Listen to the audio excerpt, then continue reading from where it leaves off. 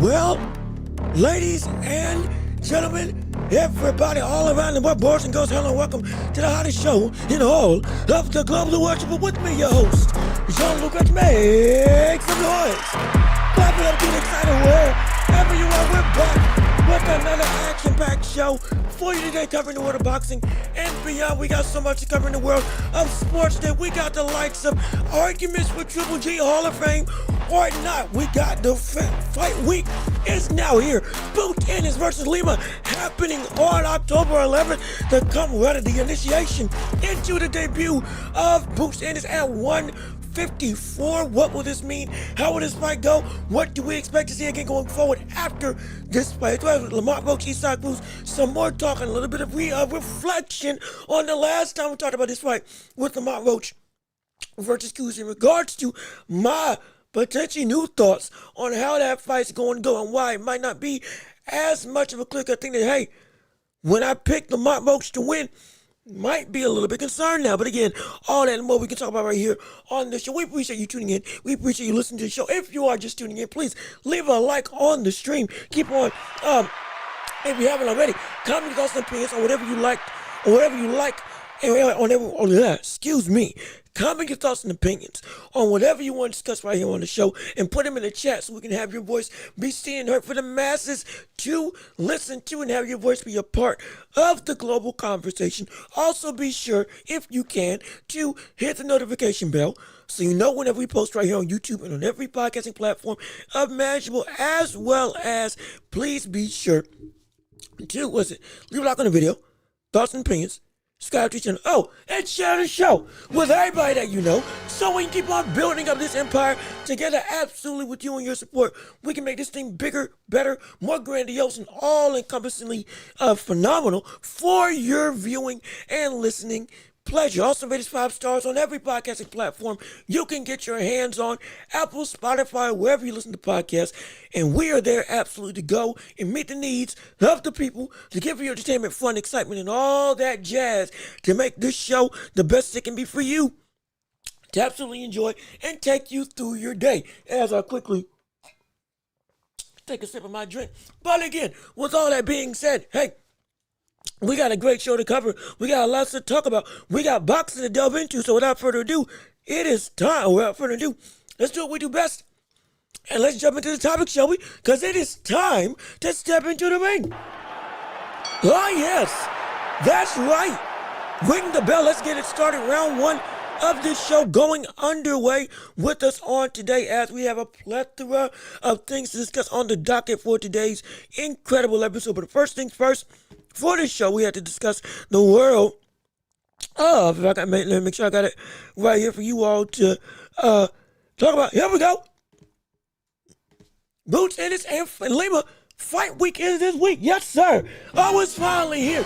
No more waiting around. No more ifs, ands, or buts. It is going to be an absolute pleasure to finally get some answers at 154 to see where exactly Boots is in this whole dichotomy of the world of boxing and what is looked to be the deepest, or one of the deepest divisions in all of this boxing game because, again, you got Fundora, Tim Tszyu, you got Keith Thurman now coming back, even though, again, we still need to see how he's going to fight against Fundora, but even still, he is a name. You got Bakram, you got Virgil Ortiz, you got Boachuk, you got Adams, you got everybody that you can think of in the world of 154 that has us all waiting to ask, is this brother the real deal? And of all the doctor's inclinations and notes about him being below his threshold of power, below his output, below all this stuff that has hindered Boots to be as great as he can be, is this now going to be uncapped and uncorked for us to truly see the very essence of legitimacy that has been touted for Boots Ennis all this time? We're going to get some answers this week, and we're also going to have some conversations this week about what to expect. Also, Al Booger, how you doing, brother? Good to see you. Thank you for tuning into the show. We're so happy that you're here with us on today. We got some people coming in a little bit later, but it's perfectly fine. We're still going to make it do what it do, and we're still going to make ourselves have an absolutely phenomenal show today. But again, in talks with it, well, actually, after this talk, we also got to talk about Triple G. Major conversation with him and Hall of Fame requirements. Unless y'all just want to switch gears now, we're going to talk about that after this segment. But even still, regardless of which, sticking with Boots Ennis. Now, with him facing off against Lima, who are on most lists in the rankings of the world of boxing in 154, he's ranked roughly 10th, 9th, somewhere along that range in the realm of the upper echelon of the division. He's at the bottom tier of that top 10 threshold. So, should we expect, or rather, should we be disappointed? This fight goes the distance when it comes to Boots Ennis. Genuine. Because with all, and I ask that because with all the hype that we've had going into this fight regarding Boots, and again, the athleticism, the potential, the absolute insanity that is the physical gifts that he brings to the table every single night out, and that we always recognize as the tip top in the world of all of boxing as a whole. All of this has built up, I don't want to say a facade, but an expectation, a standard. More so a zenith of excellence that we almost now expect to happen on a night-to-night basis. If it does not take place, we are indeed disappointed. Any form of struggle with Boots right now is seen as, ooh, there's a crack in the armor, there's a chink in the framework of the world of Boots Ennis. And all of a sudden now, we asking questions of right and center, because most people say he shouldn't be struggling like that. That's majoritarily how it's been going. Shoot, most of the conversation that we've had on this show when it comes to Boots Ennis, if he does struggle in some regards with all the good stuff that he does, it's a situation where if we see a hint of, hey, something ain't looking right, even in a dominating fight for the whole, all of a sudden we're like, hey, brother, we need to watch out now. Everything's going right. Everything's going, and it's done because of the monumental potential that he has at his disposal. And for us thinking that he should be able to handle certain things in a light that, hey, if he even falls slightly short of that, all of a sudden, everybody's asking a bunch of different questions. Putting the terms with the likes of Terrence Crawford, putting the terms with already, before he even got into the division, the top of 154 was already seen as in his horizon, as top 3, top 4 talent, outright, without even stepping foot in the division. This man's got a lot of weight that he's got to put on, he's got a lot of weight on his shoulders from the standpoint of what he's supposed to be able to accomplish and what the public expects him to do. So it's really possible that the standard of what he needs to show in this fight, but it's going to be stiff. It's going to be really stiff at 154, especially with everybody saying that this is weak comp that he's trying to fight in his first division, in his first fight in the division. But let me see what you all have to say on the show. Like with Al Booger, let me see, fully expect Boots to KO Lima, just based on watching Lima versus McConnor and some of the highlights. But it depends on how Lima comes out. Madrimov had a completely different style against Bud. I was expecting Bud to knock him out, but he used a whole new style for that fight. And this is where I'm concerned with, because of the fact, remember, after the fight with Shukajan, the first one, who was the next buddy that he fought against when it came to Boots Ennis? It was David Avenese. Who had he fought before Shukajan? Ramon, I think it's Villa. Ramon Villa or Villa. I think it's Villa. Raymond Villa. I think his name was actually Raymond Villa. But even still. No, it was Ramon. Ramon Villa. Excuse me. Yeah, it was Ramon Villa. But notice, Villa was a phenomenal performance that everybody was all up in arms for. The slow motion punching, the countering that he did beautifully, going in and beating and knocking out a brother who had never been knocked out in his career, hadn't even gone down in his career. In Villa, going through and being able to absolutely destroy him and beat him up in a very dominant, entertaining, and powerful fashion.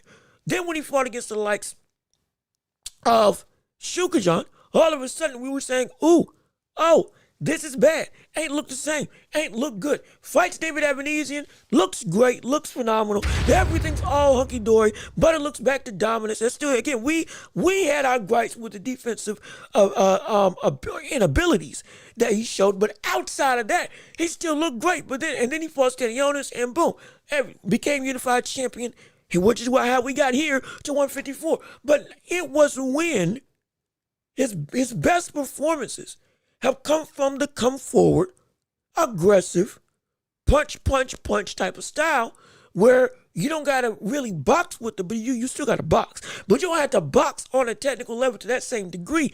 Now it's just about your athletic ability can really shine through. You're faster than the guy. You're stronger than the guy. You got a better chin than your opponent. And now he's only a very much one-dimensional fighter who, may have the threat of some pop, but that's about it when it comes to comparative to your skill set. So, you look good. You look really good. You look phenomenal. But again, the reason why I keep harping on that Shukajan performance was because to this day, that still has not been an answer, or it still hasn't been answered, rather, from Boots, that this brother is on the level, technically, that we need to see him on the level of to be able to be at this zenith when he really starts hitting the fan of tough competition. Now, again, even with me saying that, I've still said that he can compete.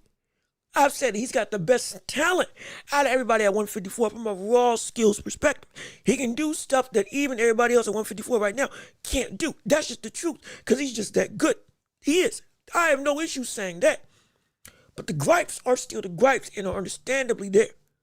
And just like with the Majimov situation that you brought up, when it comes to your comment with Lima, and we've seen, I think they had a video of him flexing all that stuff, looking all the muscles, doing all the stuff, prepping for the likes of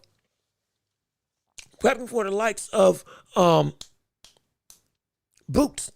And he looks good, he looks fit, he looks cut, trimmed up, he looks very much muscular, all that stuff. He looks phenomenal. However, if he doesn't come out fighting in a very much come forward, bang out type of style, we going for a brawl, I'm standing right in front of you, there is a little bit of concern that even though I think Boots is going to win, may not look good doing it.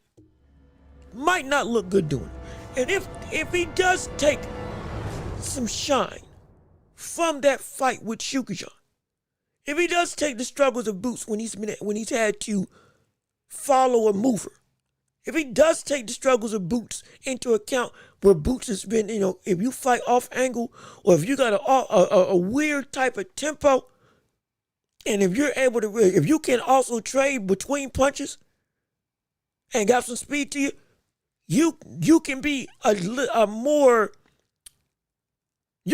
hard out for the likes of Boots Ennis to really be able to show up and show the best that he can be. That's the truth of the matter. That's what's shown throughout his career, at least but within the past 3 years. This isn't me saying he's going to lose. This ain't me saying it's going to be bad. But this is me understanding that this could be a fight that he might not, even though we expect for him to look great, be dominant, and to be able to go through and again, put on a display that has everybody buzzing about the Virgil Ortizes, the Fundoras, the Backrams, and everybody at 154 that we see as a viable threat. We expected this to be that type of fight. Sure, that he makes a statement, but that might not be the case, or it might not be the statement that we thought it was going to be. And it could be that he still gets the win, but it's going to leave more questions than answers as I'm real quickly readjusting my camera. But it could very quickly lead to more questions than answers from the side of Boots Ennis when it comes to his ability to show us that, yeah, I am who y'all think I am. It's let me see. This is an easy fight for Boots, in my opinion. You're right, it is. I am not saying this is a fight that he should struggle against. Be clear on that. The whole point of the fight week is because we're all expecting a knockout. We gotta be serious. We're expecting a knockout. We're expecting him to get this butt out within 7 rounds and be able to completely dominate. This fight is supposed to strike fear into the hearts of everybody at 154, even though this is the 10th ranked fighter in the division. And even though people have been holding this fight against him, we thought you were going to take a big leap into this division, but now you taking a fighter who many people say, this ain't a real test, this ain't a real challenge, this is not what we expected from somebody who was supposed to be of your caliber, who talked the way that you talked. A lot of people are holding this against him. A lot of people in the public eye are holding this fight as, hey, you should be even further along than this. What are you doing? Some people are saying this is an easy road. Now, again, this is a tune-up. We understand that. And y'all have heard my instances multiple times about tune-ups. You can get 1 or 2 is completely fine. For this situation, 1 tune-up fight before getting into the deep end of 154 should be everything that you need. It should. It absolutely should. And so I'm okay with that. But what I'm also understanding is that this is a fight that if this is a tune-up, the expectation is it should be handled as such. And it should be a complete dominating performance. But I am telling you all, because of the issues with Shukajan, that still to this day, most of us can recognize, those still haven't been fixed. Yes, the defense is better, but dealing with that specific style. And if in fact we see Lima not fight in the normal manner that we've seen him fight before, again, like with Albuquerque when he brought up the fact that when he fought against McKenna, Lima looked incredibly beatable, and he does. And for the caliber of the Boots, yes, he does. But if he switches up his style and takes advantage and takes note of the things that Boots does struggle with, even in a win, we could be saying, hey, we're asking more questions than answers. We're asking a lot more stuff about what can you do against some of the others in the division. Don't let the likes of even Keith Thurman all of a sudden look and turn back the clock against Fundora. He wins the belt and he looks like the Keith Thurman of old with his offense, angles, power, as well as boxing IQ. All of a sudden, a lot of those things that Keith was adept at, some of the things that Boots struggles with when it comes to other opponents. We don't want Boots to have questions going into these mega fights. Most people are already mad at Boots because he's taking this fight in the first place. Not fighting these killers that they say he should be fighting. Saying tune-ups, get him out of here. Go do your stuff now. So already the 8 ball of expectation, or I said that, right? The 8 ball, you know that thing that you used to shake up and it would tell your fortune? The 8 ball of expectation is being shaken up viscerally. Because people are expecting an outcome that should be, leave no question, leave no doubt. Okay, yeah, he's here. So Boots has to put on a complete and utter dominating display. Complete and utter domination.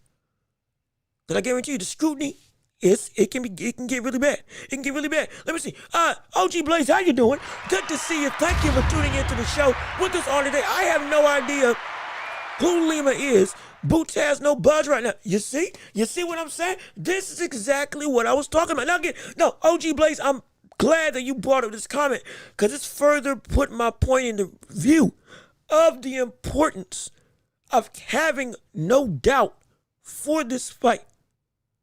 Again, even with Shukajan, people didn't know Shukajan. But brother, when he struggled against him, from the standpoint of fighting, looking uncomfortable, getting annoyed, guess what? It was the talk of the town. This brother was supposed to fight Terrence Crawford. This is the man that we said was supposed to be the biggest threat to the pound for pound best in the world in Terrence Crawford, or one of the top three at that point in time. Is he really like that? Yeah, you had people still holding out hope, but you had others that were saying, maybe we need to backtrack a little bit. There's still some stuff that ain't been there. Nobody knew who he was. Boy, I barely remember seeing him before the McKinnon fight. You right. And that's the thing. The issue that I'm trying to bring to light is not that the opponent is something to be sketchy over. Completely understand that. The issue is that the spotlight on Boots is big, not because people think, oh yeah, he can lose, but the people want to see, okay, how do you win against a brother that should not even be, in many people's eyes, in the ring with you at this stage in your career, from the standpoint of talent, reputation, and outright where we think you should be now, already in terms of competition. It shouldn't be like that. It can't be like that. It's a very different instance. The comparison I'm about to make is completely different, understandable, but somewhat it still applies. Just like with Tank when he fought against Lamont Roach. Even though Lamont Roach, yes, was more experienced, had an actual belt under his resume, had become a champion, yes. But the same issues with Tank when we were saying, hey, why are you fighting somebody from 130 to 135 when your competition level should be up here? It was very much the spotlight was on Tank. Hey, how you going to handle this brother who shouldn't be in the ring with you in most people's perspectives? All of a sudden, when he should have lost, and the performance that he put on, the outrage from that fight blew the roof off everything. But the wrong sound. There we go. It went. Hey, whoa. You heard that? You heard everything. You heard it. Every sound I could think of, you heard under the sun. Because it was outright commotion. Because it was something that we didn't expect this at all. And the very momentum and the idea of what your talent is as a fighter, all of a sudden, because of a fight that you should not have had an issue with, just went kablooey. Reputation changed in one night. Reputation changed in a day. One day. The aura of invincibility, especially by somebody that everybody said should not be a test at all, completely shattered. And many people didn't know who Lamont was. Many people did not know who Lamont was. I'm being serious. I'm not trying to compare the, apple. It's not an apples to apples thing. Again, Lamont, way more accomplished, understandable. But the identity of what that fight caused, or rather the ripple effects of what that fight caused, was because of somebody who didn't handle what they were supposed to handle in the way they were supposed to handle it. When their talent was perceived to be way up here, and this was what? A non-competitive affair on paper.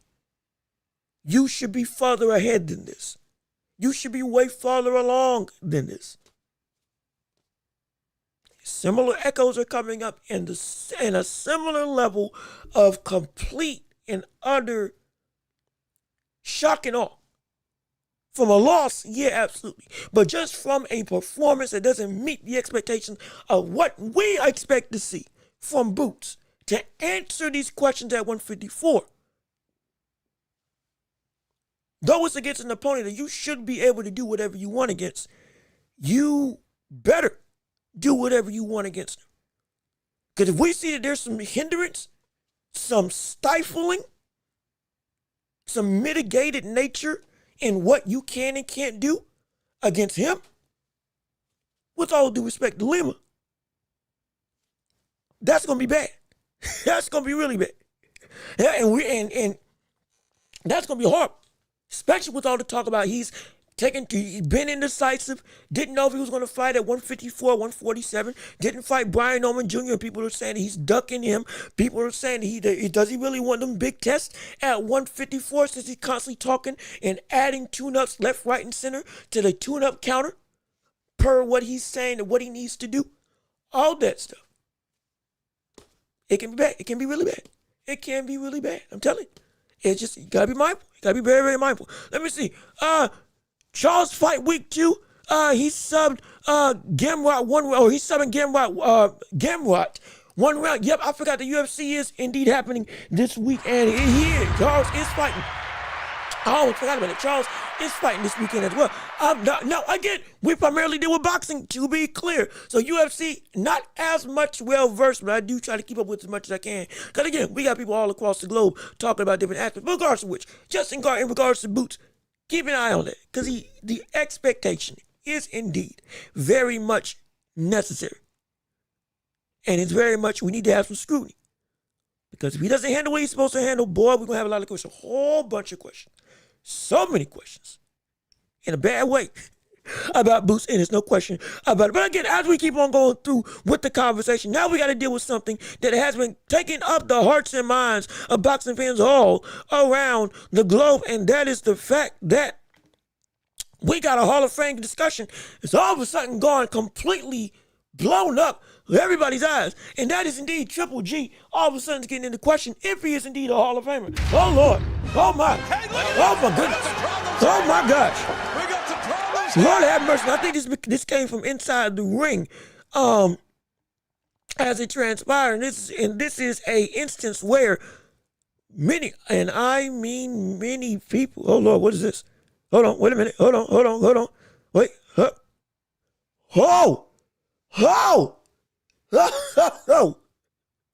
Wait a minute. Oh, shoot.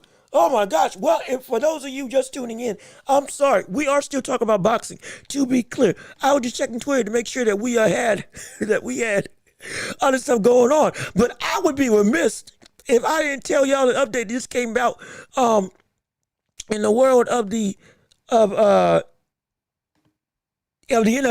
Hey, Joe Flacco just got traded. Oh, shoot. Oh, my God. Oh, shoot. What the what? Wait a minute. I'm sorry. I know this is a boxing show. We cover other sports as well on this show. This just got dropped, however, that Joe Flacco got traded from the Browns and the Bengals, especially with the struggles that the Bengals have had with the loss that got them essentially taken off of air by Fox. But my gosh. With the whole drama with Shedeur Sanders, Gabriel, and Joe Flacco, now Joe Flacco getting benched for Dylan Gabriel, and then afterwards now, Joe Flacco getting traded. Assumingly that puts Shedeur Sanders from QB3 to QB2, and now the legit fight for QB number 1 starts now. Oh, shoot, that's shocking. I'm not going to lie, I was not expecting it, and the ripple effects of what can happen in the Browns organization now, especially when it comes to that quarterback race that we've all been talking about. Oh, gosh, that heats up in a major way. But again, we got a show. We have a show that we need to do, so we got to keep it like as much. Oh, gosh, see, as much I want to talk about it, I do. But as much as I do, we're going to save that for the championship rounds because that's huge. That's huge for a multiplicity of reasons. But again, we're going to keep on track with what we got right now for the show with Triple G, with Lamont versus Cruz, and then we're going to delve into that later on, championship round of the show. I promise you that. But let me see. Did you see? Oh, Young Guns, how you doing? Good to see you. Thank you for tuning into the show. I appreciate you tuning in. I'm so glad that you're here with us on today. Did you see Boots going... Did you see Boots going the WBA route to a belt versus a boss? Oh, excuse me. Do you see Boots going the WBA route to a belt versus Abbas Barrow. Excuse me if I'm saying his name wrong.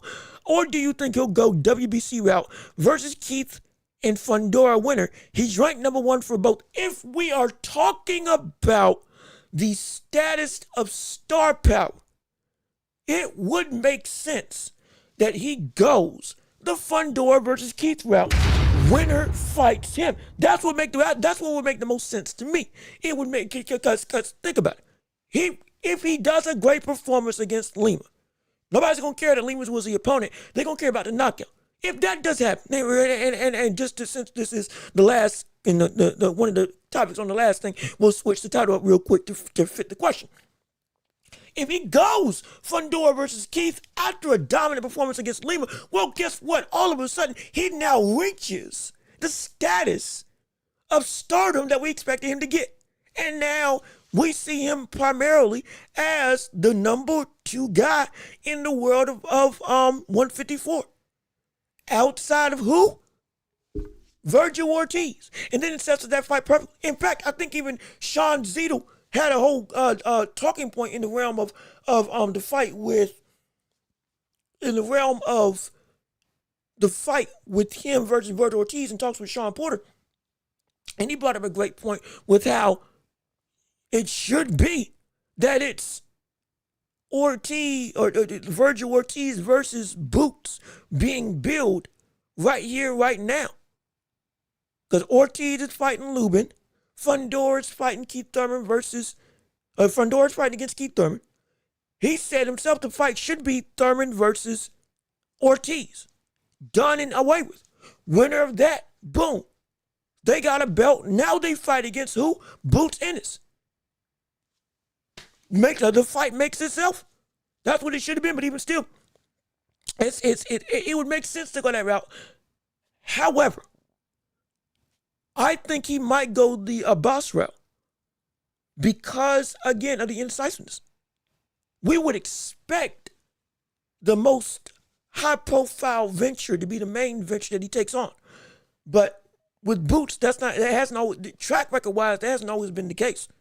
Though that would make the most sense and the best for his stardom. If he's talking about tune-ups like he's been talking about, let's say this isn't just a one-and-done situation, he could go. Even if it's not a tune-up, he could go for the lesser of the 2 champions, fight Abbas. Then afterwards, okay, I got a belt now. I got power now. Now let's go into these other fights with something on my shoulder. Easy fight. Most people would expect him to win that fight as well. In terms of the Abbas fight. Get a title, get some recognition, all that stuff, bing, bang, boom. Everybody's loving Boots. And then you delve into the world of, okay, now we're now in a position to build up the biggest event possible. To have Boots versus Fundora, Boots versus Thurman, or Boots versus Virgil Ortiz with something to fight for. And with the cachet of, I'm proven now on a world-class level. When it comes to a championship level, who wants to take me on? And we making money on that. That's what I think he's going to do. I would hope he takes the Thurman route first. I would hope he takes the WBC route and goes after this fight. Hey, Thurman, Fundora, I'm calling y'all out. Winner of that, give me y'all. Put me as the mandatory, and I'll take that belt off your hands in a heartbeat. I would hope he went that route. I would hope he would talk that talk. I would hope he would start applying pressure and calling it shot. But I don't think that's what he's going to do. And I think he'll go WBA, lesser of the 3 evils, from the standpoint of the competent competition. Get the easy belt, and then go after the big heavy hitters. If we're following the track record of what he's done throughout the majority of his career. At least for the past, 3 or 4 years. So, that's what I can see. Do I think he can beat him? Yes. Will he fight him immediately? I don't think so. Sadly, I don't think so. But let me keep on reading what you all have to say. Old Flacco, yeah. Look, hey, look. I'm as shocked as you are. It's the fact that he was old and was QB number 1, and then got demoted to QB number 2, and Shador was still QB number 3 even after the shakeup. Now that was shocking in and of itself. But with him out the way, oh shoot, Browns organization and that the biggest story being, hey, who's going to win it outright? It heats up a lot, so I'm excited for it. Is that a serious question? Oh, you're talking about the Gennady Golovkin case. We're about to delve into Gennady Golovkin. We still got some people talk about the boot situation. We're going to address that first. Then we're going to delve into get into the Triple G conversation. Virgil versus Lubin are fighting for the WBC interim belt. Yes, they are. Yes, they are. So again, the stars are starting to align. Everything's getting put in place now. Everything's getting put in place now to have, okay, the unavoidable. Either Virgil or Lima or Lubin is going to be the interim. They got themselves a mandatory spot. Boots ranked number 1, mandatory spot. Fundora and Keith Thurman fighting for the belt outright. So that's what, 1, 2, 3, with Boots, 4. Some of the biggest names in the division, either as a champion or ranked high enough to become a mandatory, or has the interim belt outright around their waist to force them into being a number 1 contender. All of them now are in prime position to make something happen. But again, like with what Sean Zito said, it should be that we have Ortiz versus Fundora outright already happening. Then afterwards, Boots versus Ortiz, if Boots won or the winner of that fight. Then the dominoes fall however they may happen. Then Ortiz versus Lubin, which again is still a good fight, but from the standpoint of what I want to see, those fights first. Because then the trickle-down effect actually makes sense at that point. That's what it would be. But at least for me anyway, that's what makes sense for me. Let me say, 154 is such a hot division. Yes, it is. That's the thing. Now, I will say also, somebody brought up a point that as hot as 154 is, from a competitive standpoint, the concern is that some of the top fighters aren't fighting in the way that we think should happen. Yes, you got Fundora fighting, rematching Tim Tszyu, fighting Tim Tszyu again, now fighting Keith Thurman. Okay, he's putting in work. I ain't got no issue with Fundora. Ortiz had a world-class fight with Boachuk, then fought against Madrimov, which is great, but now people are saying that, oh, he should be already in position for a title. What's going on with that timetable? Why ain't you taking on the big test that we've been saying that you should be at for the longest time? You're 27 years old. Mind you, same noise that we're hearing about with Boots Ennis. You should be at a longer threshold by now. Then you got Boots coming in, questions abounding. Do you really want the smoke like you talk about with the tune-ups that you're taking when we don't think you need one? Everybody's having a lot of questions. Where's Bakram Murtazali? Why? He's a free agent. He ain't defending his belt in almost a year. What the world's going on? There's as much talent that is there. There's a bunch of questions surrounding the movement of said talent outside of, again, Sebastian Fundora. He's been the only brother that has been away from any of these talking points. You know why? Because he's fighting consistently and he's fighting everybody. He beat and knocked out Lubin. He beat and knocked out Tim Tszyu and then stopped Tim Tszyu. Oh, excuse me. No, he beat Tim Tszyu and then stopped Tim Tszyu the second time. He's evolved as a champion. Now he's fighting Keith Thurman. He could fight Virgil Ortiz and Boots Ennis if he keeps on winning in a heartbeat. Just like that. Just like that. Don't forget, this brother was also in talks with fighting Terrence Crawford. So he's either been in the ring or has been in talks with being in the ring or in the plans of being in the ring with some of the biggest names in the sport. And right now, he's 2 for 5. From the standpoint of all the big names that he said he can fight, he has fought at least 2 of them. Though that may not sound like a lot from the standpoint of what we see in boxing, that's a pretty good batting average. I ain't gonna lie. So hey, Outside of him, everybody else has some level of questions. And got me thinking the division is still as hot as ever, but are they moving like this division should be moving? Some people are saying, and I'm starting to think, might not be, my answer might be no. Might be no, at least for the time being. Because I see Boots going the WBA route unless Xander unifies. That's another thing. And then with Xander Zayas, if he does unify, great, dope. I would love to see it. I would love to see it. But remember, he had an opportunity to fight Virgil Ortiz. And he didn't. Even if he does unify, the question still comes up with him. When are you going to fight the bigger names? And are you going to play the waiting game over and over and over again when you should be in a position to do some of the big stuff? That's all we're saying. Notice, every champion that we've been discussing in the world of 154 is the same issue. Why do you still not have a belt? Why are you taking a tune-up? And why are you waiting around?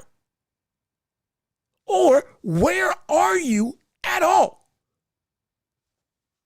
It's literally those 4 talking points for some of the biggest names in the sport of 154.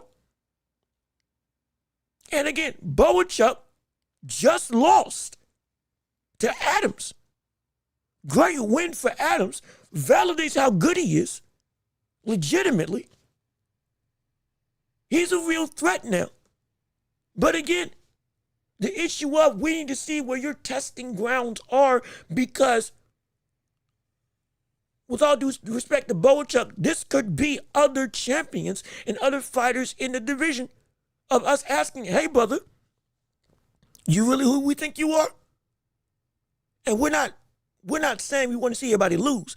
We're just saying we need those answers to be answered. Or we need those answers to be given now. Because y'all are at the age and stage now where it all would make sense. It all would make sense. But these ain't moving. Obviously, Boozy Ennis has a nice stable of fighters going with Boots, Andy Cruz, Catterall, and Fulton. Speaking of which, I got to find something got announced with Andy Cruz. And I had it in my notes, but I can't find it. Something happened with Andy Cruz. I think he got a fight announced or got in talks for a fight. But I, for the life of me, I can't find that announcement. If somebody's got it, please give it to him. Put it in the chat so I can get to it. Because something got done with Andy Cruz. Something's going on with Andy Cruz for a fight, or at least it's either speculated or it's announced or it's going to happen. One of the two. And I can't find the news like I saw. So if you got it, please put it in the chat and help me and help a brother out if you can. Help a brother out if you can. But let me see. Up to this point, do you think Eddie Hearn has done a great, good, or bad job with Boots Ennis? He's done, because it is, how do I say this? Because it's still relatively fresh, I'm going to say good from the standpoint of where Boots still is in the minds of boxing fans. People still care about him. People still talking about him. And he is still in contention for titles in the biggest framework of this division at 154. In that respect, yeah, he's done a good job. Great job. But at the same time, he should be better. He should be really better. He's talking up Boots Ennis like he should. Sure. He's the next Terrence Crawford, he always says. Now, that's still a bold-faced lie, but even still, I get it because you're a promoter. But he definitely should be better than this. And if, again, at some point in time, and I hate that I'm about to use this example, because we've talked about him ad nauseum, about the issues that he's brought. But you can't say anything about it when it comes to what he's done for his fighter. Bill Haney has gotten his son So many championship opportunities and fights with some of the biggest names at 135, at 140, and now at 147. And he's pushed his son into a direction where he has, for everything that we've said about him, even about the last fight, he has pushed his son to fight and at least get in talks with challenges that are at the level that he thinks his son can fight at. And he's passed the test nearly every time. Even in controversial decisions, guess what? He's still shown, okay, yeah, he's worth his weight in gold. But he's been put there. We need to see Eddie Hearn put boots there. Part is going to be making the fight more consistently, but also a part of it is to further advocate in an even more hard-pressed way to get him these championship aspirations. He ain't doing a bad job, but he's showing up could do better. In my opinion, he's showing up could do better. No question about that. Also, I think I missed somebody. I think I missed somebody else in the conversation. Where are they at? Hold on. Wait a minute. Somebody else has said something, and I'm trying to find it. Hold on. Wait a minute. Hold on. Miss Queen, how you doing? Hey, good to see you. I'm so glad you're back. Thank you for tuning into the show. Sam, you with us on today. Weekend Carter just, yeah, he did. And like, I don't want to spoil anybody that hasn't been reading the manga. Again, if you're into One Piece, big One Piece fan, big anime fan, all that stuff, love it. But he beat the brakes. He beat the brakes off of Emu. Oh my gosh. This went. He went crazy on that boy. That's why, man, I cannot wait for the next chapter. Because look, Kaido's one of my favorite characters. Period. Love him. Nothing but war. War and absolute savagery. I love him. Doing this to old boy, that's serious. Oh, that's serious. But again, I don't want to delve. If I talk too much, I'm going to delve into it. We're going to lose track of the show. But brother, oh my gosh. Brother, sister, anybody listening, if you ain't gotten caught up on One Piece, you need to get caught up today. Because my goodness, things are heating up quick and fast. And it's so good. It's so good. So phenomenal. Oh boy. I mean, it's oh man. Oh shoot. That is makes me want to forget the show. Now I want to get back to watching the show and reading the manga again. You about to make me just end the stream right now. But I digress. We'll stay back on tune. For the time being. Let me see. Bakwam is just gonna get old. Looks like it. He better not just get old. Even without him being in the ring, he's still one of the boogeyman of said division. My gosh, he needs to get on the ball. Because do you understand? At this point, if Bakwam doesn't just get, if Bakwam fought a fighter like Lima, we would at least be happy because he's doing something. At this point in time, he ain't signed with nobody. He holding on to a belt. He ain't moving. And all that threat level that he is, which I am fully all for, he ain't doing nothing with that momentum. And when you don't do nothing with the belt, guess what you do? You're holding the division hostage in some regard. And that ain't good. That ain't never good. It's been a year of complete silence. That's what makes it worse. It's been a year of complete silence. Let me see. You know what? OG Blaze, thank you. This is what I was looking for. I knew I saw it somewhere, but I didn't want to say it until I confirmed it. IBF has mandated Raymond Murtala to defend his title against Andy Cruz. So we now are going to get a legitimate shot to see Andy Cruz in a world title situation. Okay, great. Thank gosh. Thank goodness. Yes, again, I had saw it, but I couldn't find it again in my notes. And I didn't want to say it up until I could validate it with my own stuff. You brought it up for me, and again, now I know I had it right, even though I couldn't find the notes. This is true. And now we get some questions with Andy Cruz getting answered. And mind you, we've been saying similar to other fighters. Similar to other fighters. It was looking like it was about doggone time for Andy Cruz to get some shine and to start vying for a shot to take a belt off of somebody. Now, against Murtala, perfect opponent. It's a perfect opponent. It's a competitive fight. I'm not saying that Andy Cruz is going to lose. Would I favor Andy Cruz? Yeah. I would favor him. If you don't agree, hey, love to hear your thoughts in chats in the comment section down below. Would love to hear it. I don't think he's going to lose, though. But this is going to be, okay, now this is a test. Let's see what that amateur pedigree is actually going to be about. Let's see what this career, even though you a little older in the tooth, because again, when you started, at least in the professional ranks. But hey, we've been talking about you for the longest time. This is your one opportunity to put up or shut up now. If you lose, it's going to be bad. I'm not going to lie. I'm not going to lie. It's going to be bad if you lose because of the already established hype, or at least somewhat grandeur, that we've had surrounding you in the world of the division. And you as a fighter as a whole, oh, you a big threat. Oh, yeah, you people don't want to mess with this brother. We want to see it. That's valid now. This is the perfect opportunity. Let's see you take this belt. Let's see you take this belt if you can. And thankfully, a lot of stuff with him finally going to be answered by the masses. And I can't wait to see it. I cannot wait to see it. Let me see Dragon the Revolutionary. I know. The Revolution. Yeah, no. He looking like that right now. He moving like that. That brother taking. He moving like a different breed right now, man. I'm telling you.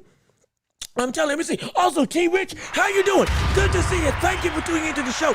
So glad you're here with us on today. Appreciate you tuning in. Hopefully you leave a like. If you haven't already, leave a like on the stream. Hey, go ahead. Get the algorithm to see exactly how great this show can be. Also, be sure, if you haven't already, hit the notification bell and subscribe to the channel. Come join the empire to be about this community and to join in on the hottest show in all the globe. And if you want to support the channel, while we don't have monetization just yet, again, it's getting closer and closer. We got Cash App, we got PayPal, we got links down below in the description. If you would like to support the channel, anything we're doing, you like what you're hearing, hey, feel free to give whatever you can. We appreciate it. We ain't gonna beg and plead, but this is how I make a living. I'm not gonna lie. This is how I make a living. So if you can help out, it will mean the world to me and help us to invest back into the show to make it bigger and better for all of you to enjoy. No question about it. So I appreciate all of you coming through. But let me see what you gotta say. I seen that Murtala is gonna drop the belt. No, Murtala is going to fight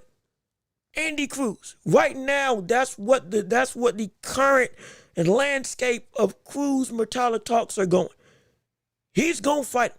He's going to defend his belt. Now, unless something's changed in the last, couple days, which I haven't seen, they going to fight each other, which, phenomenal, incredible. Love to see it. Can't wait for it.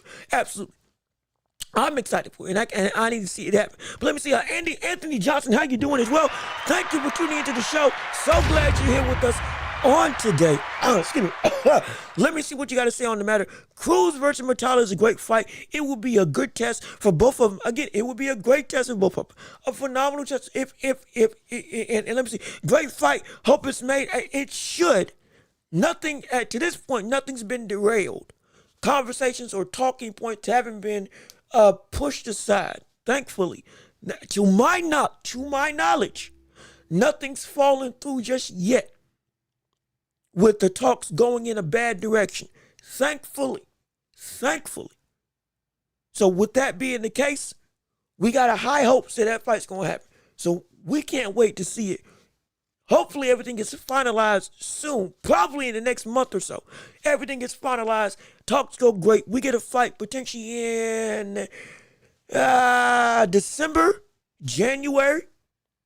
I think the goal date was, January, just about. So January, December, potentially somewhere around that time. We get it.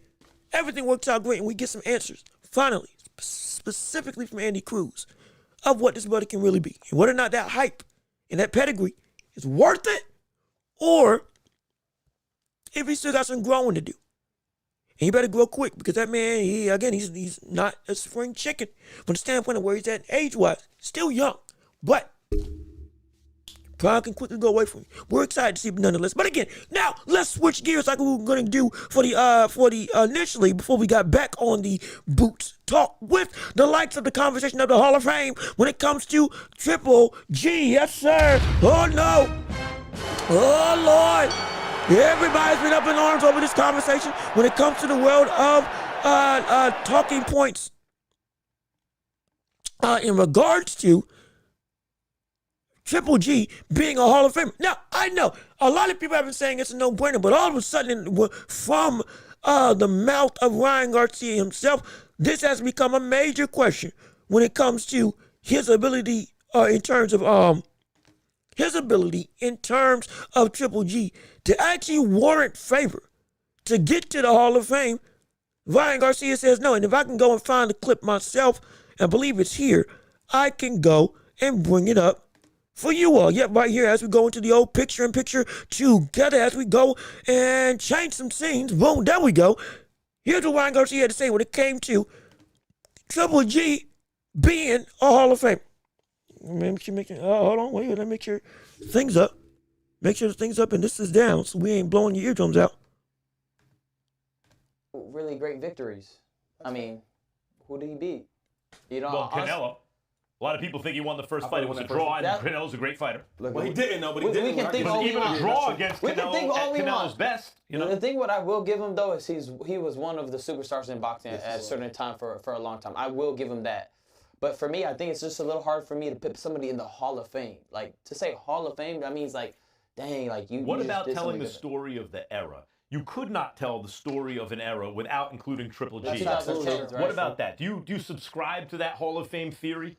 I do. I mean, I do see that, but we're talking about Hall of Fame. We're not talking about eras. You know, I'm talking about, like, overall, all of boxing. You know what I mean? I just don't see him as a Hall of Fame. Yeah, I can't give him that nod. But, hey. That's a legitimate point of view. I wish Turkey was around back then when he was fighting because all this ducking wouldn't have happened. We find out. Well,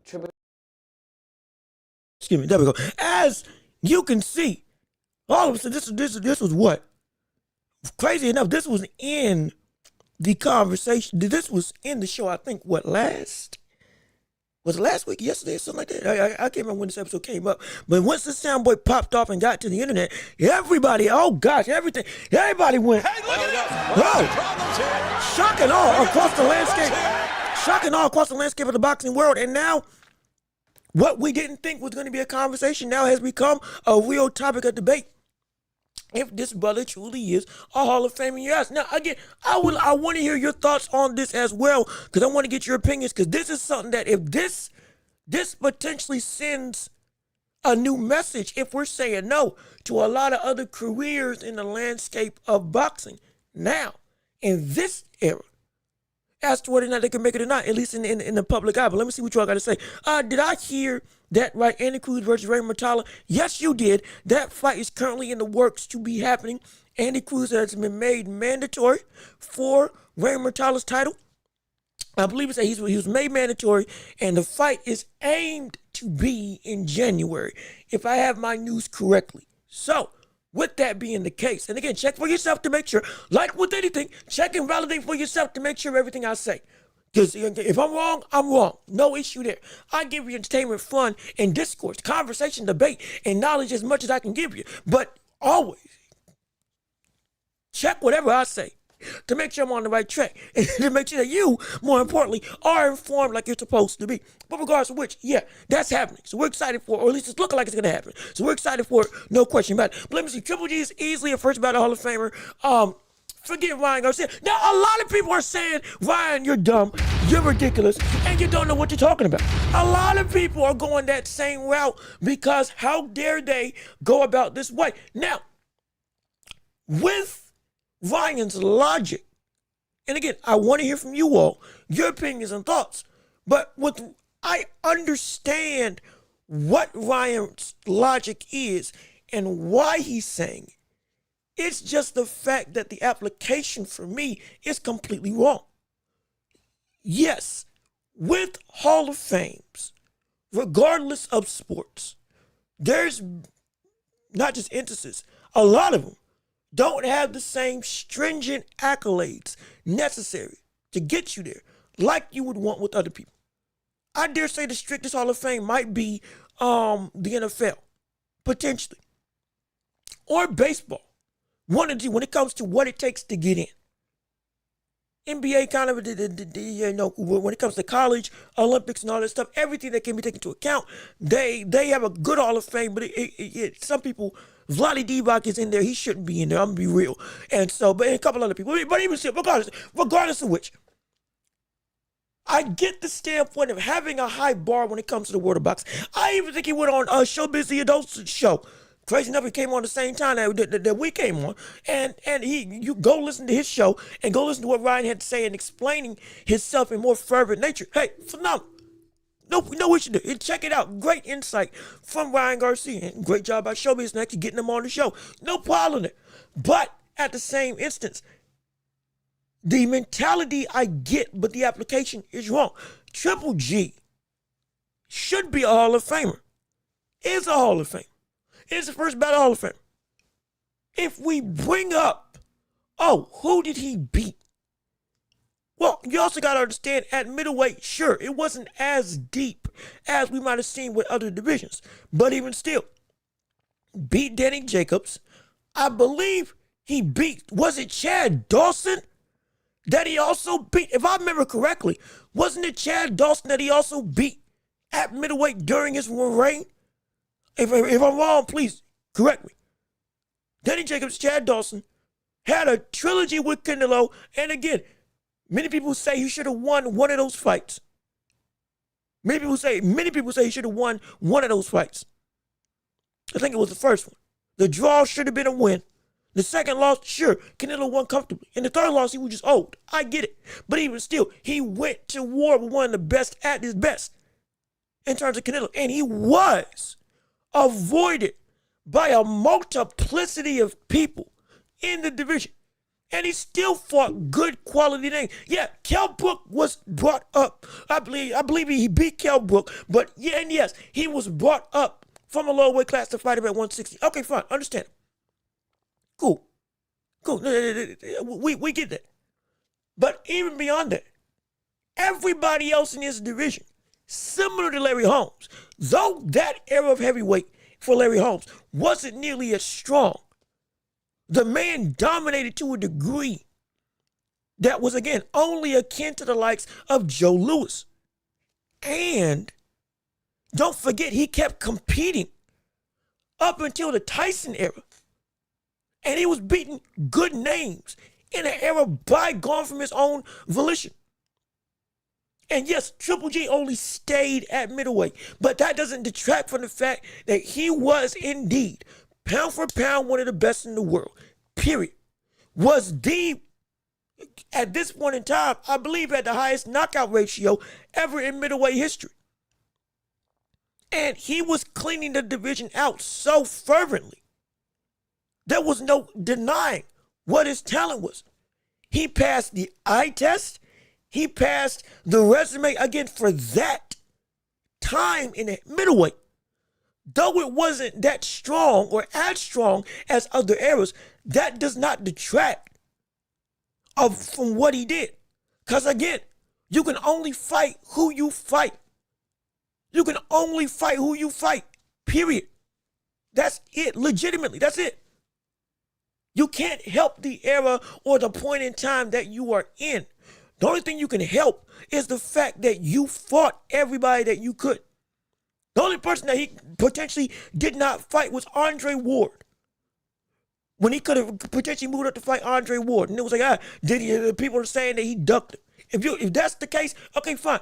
He ducked him. If you want to say he ducked Andre Ward, know what you did. Fine. Completely fine. Completely fine. Even with that taken into account, he still cleaned out everybody. Didn't start losing until he got older.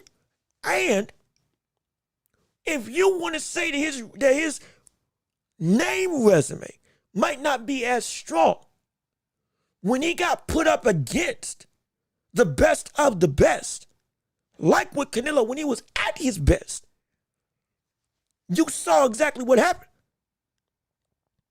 And so you know, like he even if you say he didn't win, guess what? His talent matched up with a prime Canelo, and it validated, okay, yeah, this brother is indeed as bad as we think he is as a fighter. I don't see how this brother was not or is being questioned from a Hall of Fame standpoint when he is clearly far and away, just like with other heavyweights or heavyweights or just champions as a whole in a similar situation, have done dominance on a scale that, yes, they were clear cut above everybody else, even with an era or a point in time in the division where the competition was not that strong. They still went and did the work. Because guess what? If they weren't as good as we are talking about them as right now, they wouldn't have done the 20 plus consecutive reigns. They wouldn't. He didn't become undisputed. You can hold that against him. Fine.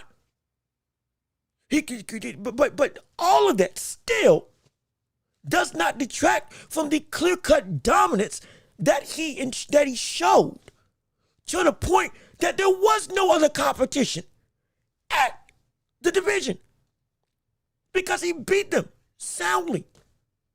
I am not saying that he is way, way, way up here, but I'm also not going to act like, if we're going to talk about Triple G and what his career is with context surrounding it, we're not going to act like we weren't saying when he was at his prime that he was a Hall of Famer if he retired today. We're not going to act like we weren't saying if he retired after the loss to Canelo. If he retired if he retired after the draw or after the loss to Canelo Alvarez, we're not going to act like we weren't saying he wasn't a Hall of Famer first ballot that day. We're not going to change revisionist history and act like we didn't know what we were watching then. We're not going to do that. One of the greatest chins in boxing history, one of the longest reigning champions of the era, period, highest knockout ratio with names, again, that were there, but again, even with the notion of it wasn't depth, longevity, consistency, and then when put against Canelo, even if he didn't win the fights, which again, I think he should have won the first one, but even if he didn't win the fights, draw or loss, guess what? You weren't saying, okay, yeah, this brother ain't as good as we think he is. You weren't saying that, were you? No, nobody was, because we understood what he was. This man was dominant. You can't do that. We can talk about Tyson. His era in heavyweight was a weaker heavyweight era. Yes, you had Lennox Lewis, you had Evander Holyfield, you had David Tua, you had great heavyweights. No, don't get me wrong, but it wasn't as strong as Ali, Foreman, Frazier, Norton, all them people. And again, names that I'm missing, but we didn't let that detract and say, oh yeah, he wasn't able to. He wasn't a Hall of Famer because of who he didn't beat, or because who did he really beat that was insanely great. Trying to use the argument of, oh, he lost every major fight against a real contender that he fought against. Well, guess what? If we want to go that route, Canelo, outside of beating Triple G, and again, when he was old and in the second fight, when the first fight he lost, he's lost against all the biggest contenders in his career. Floyd, Bivol, Crawford. And Gennady would have been fourth if he'd actually gotten a nod like he should have. If we want to go that route, and we're holding that against him now. I am not trying to say that he is the best middleweight in history. We can't use these arguments for him and against him and then detract and then not use them for other people. Because then you can pick apart these careers outright when we know what we saw when we were there. Even with hindsight being 2020, we still know what we were dealing with. We still do. Now again, Ryan Garcia's sentiment is not bad of having a strict Hall of Fame credentials. But Triple G fits them credentials. Even with the strictness that Ryan Garcia says. There's been less people. Tank's got a shot at the Hall of Fame. You understand that? Tank has a shot at the Hall of Fame. Sean Porter. I've said Sean Porter is a Hall of Famer. I still believe it. Sean Porter's got a shot at the Hall of Fame this year. Errol Spence, whenever he retires, has a shot at the Hall of Fame this year. Guess what? Triple G had a better career than all of them. Yet I guarantee you this conversation is not going to be had when it comes to them. Almost assuredly. And that's just bad. Even if you don't think that Triple G was all that in his career, that's fine. But he's done enough. Definitely done enough to get Hall of Fame nods unequivocally. Absolutely. Absolutely. Absolutely. Absolutely. In my opinion, he absolutely does. But let me keep on. Let me see your comments and chats to see what you had to say. Ryan tries to be edgy with his boxing takes. Mostly comes off as hate. And again, like a lot of times, yeah, maybe so. I think this one's genuine. I think this ain't a hateful take. I think this is a genuine take. And I get where he's coming from. But the application of said logic is not right because of who we're using that against. For this situation, it just ain't the case. I agree. NFL is probably toughest, followed by the MLB. Yep. Okay, you agree with me? If Triple G is first ballot Hall, if Triple G is first ballot out, so is Tank. But I don't think so. Like, I know Tank should not be in the Hall of Fame. I know he shouldn't be in the Hall of Fame. What I'm trying to figure out where the disconnect is for why this comment would be implied when we can at least say that, again, remember the non-negotiables of people that you gotta fight in your career? Triple G did do that. Jacobs, Dawson, and Canelo 3 times. He fought, and most of which he dominated, or he won. And then started losing again until late. And he reigned. He reigned for years. Unified. Yes, he didn't become undisputed, but outside of potentially ducking Andre Ward, moving up to 168, he handled his business exactly how he should have, where he stayed. And the reigning champion is never a bad thing. Let me see. Triple G is top 5, top 10 middleweight in history. And he talk about he's not a legendary Hall of Famer. It's crazy. And it's like, see, and this thing, Tank never even... The issue is, Tank can be a Hall of Famer simply by going after just 2 names, 3 names, and getting belts. Because you have to understand, the issue with Gennady Golovkin, his era may not have been, or his division era, may not have been as dense as others, but he did, for the most part, handle his business with everybody that he was supposed to fight. And he dominated in the way that we thought he should. Legitimately. And when he was posed against somebody that was seen as on his level, when he was at his best and they were at their best, like with Canelo, guess what? He showed up and showed out.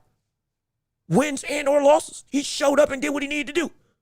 Roberto Duran, when he moved up to fight the like a Doe again, he moved up. When he fought Marvin Hagler, guess what? He validated his skills even in the loss when he fought Hagler. Okay, yeah, this brother is really the real deal. Really is what he's supposed to be. Period. With Tank, he's got a leagues deeper division that he can pull from.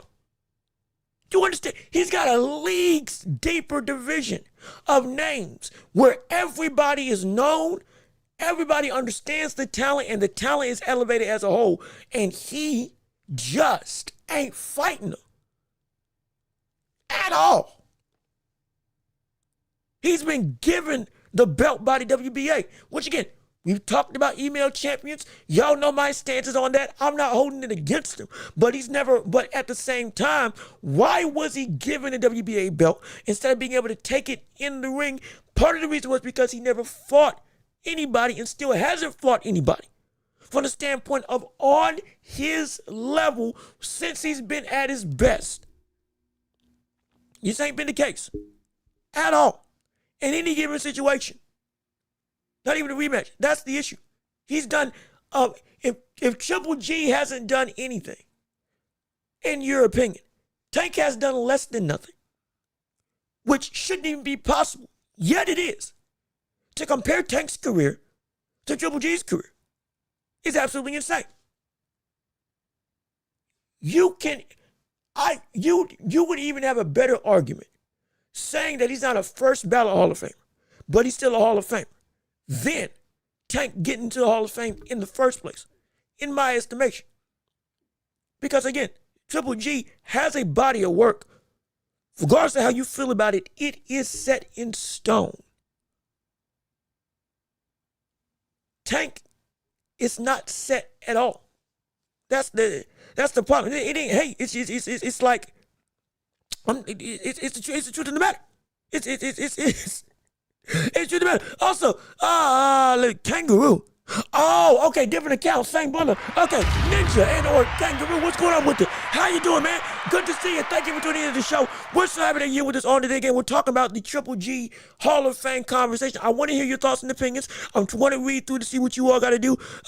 Ward versus Triple G would have been amazing. I do wish they had fought again. Triple G did have a shot.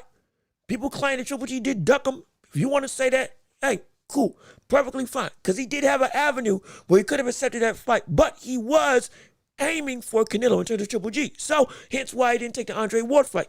Then Ward fought Kovalev. You saw what happened there. And people say Ward should have fought, I think, or should have lost one of those two fights with Kovalev. But even still, would have been a phenomenal war. I would love to see that fight take place at 168.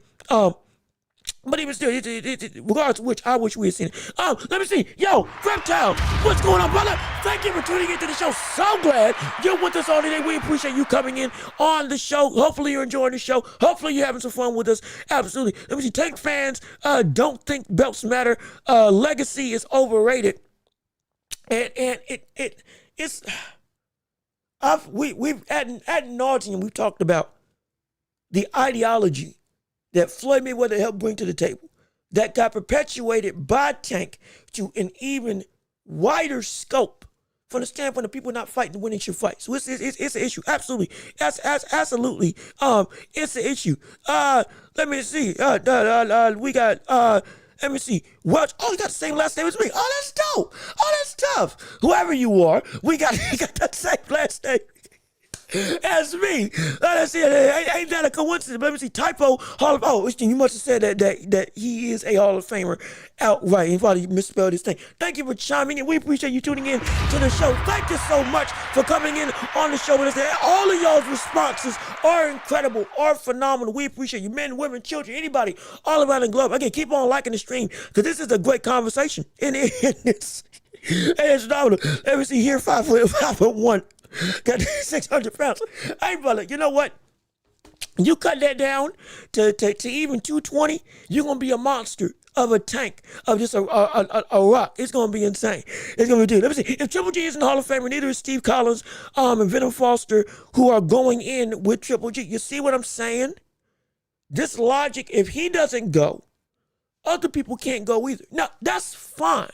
But this closes the gap for anybody of note now that does the same career as the likes of Gennady Golovkin. Guess what? All of a sudden, they don't get the same marks as well. And for anybody, you can even say, I don't think it's true. You can even say that he is not a first ballot Hall of Famer in your mind. And I don't think I think that would be wrong unless the names on that list is just insane for that year's list.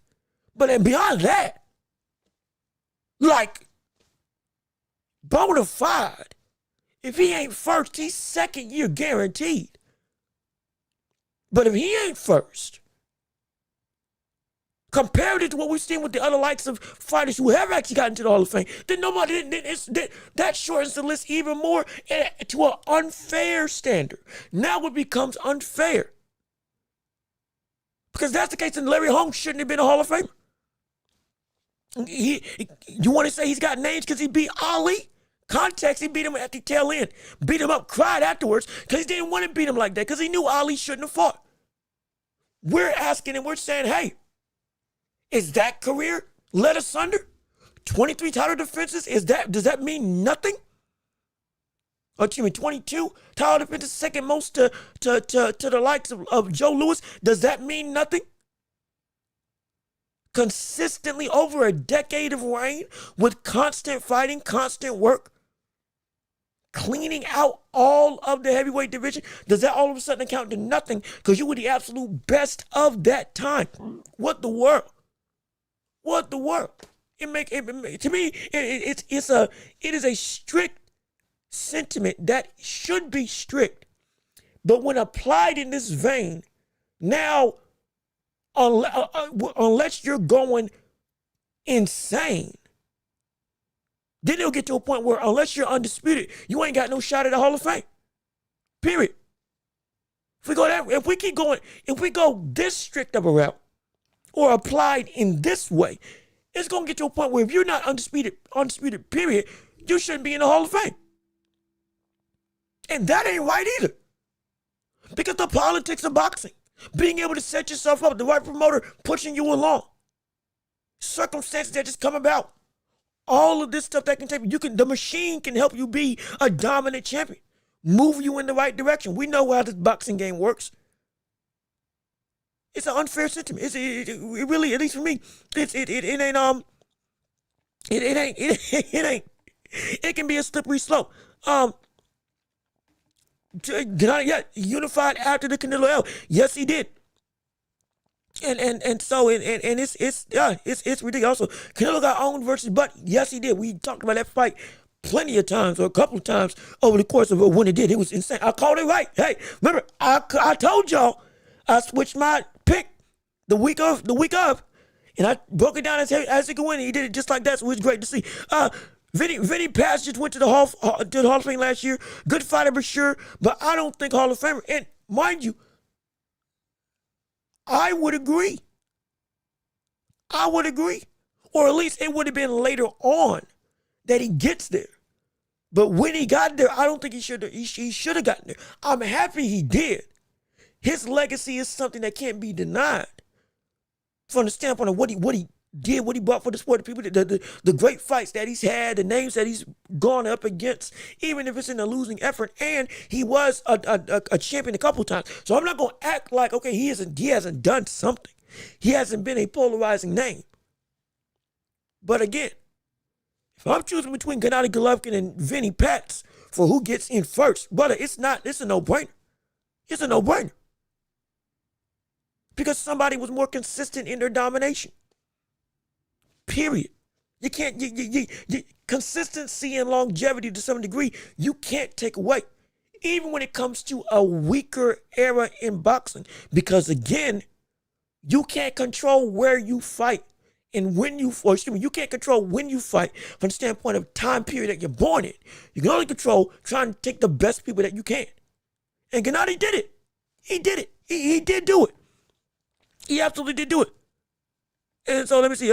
I'm not saying Triple G isn't a Hall of Famer, but people criticizing Tank's resume when Tank's resume is way better than Triple G. No, it's not. No, it's not. And again, what you're saying, I completely understand.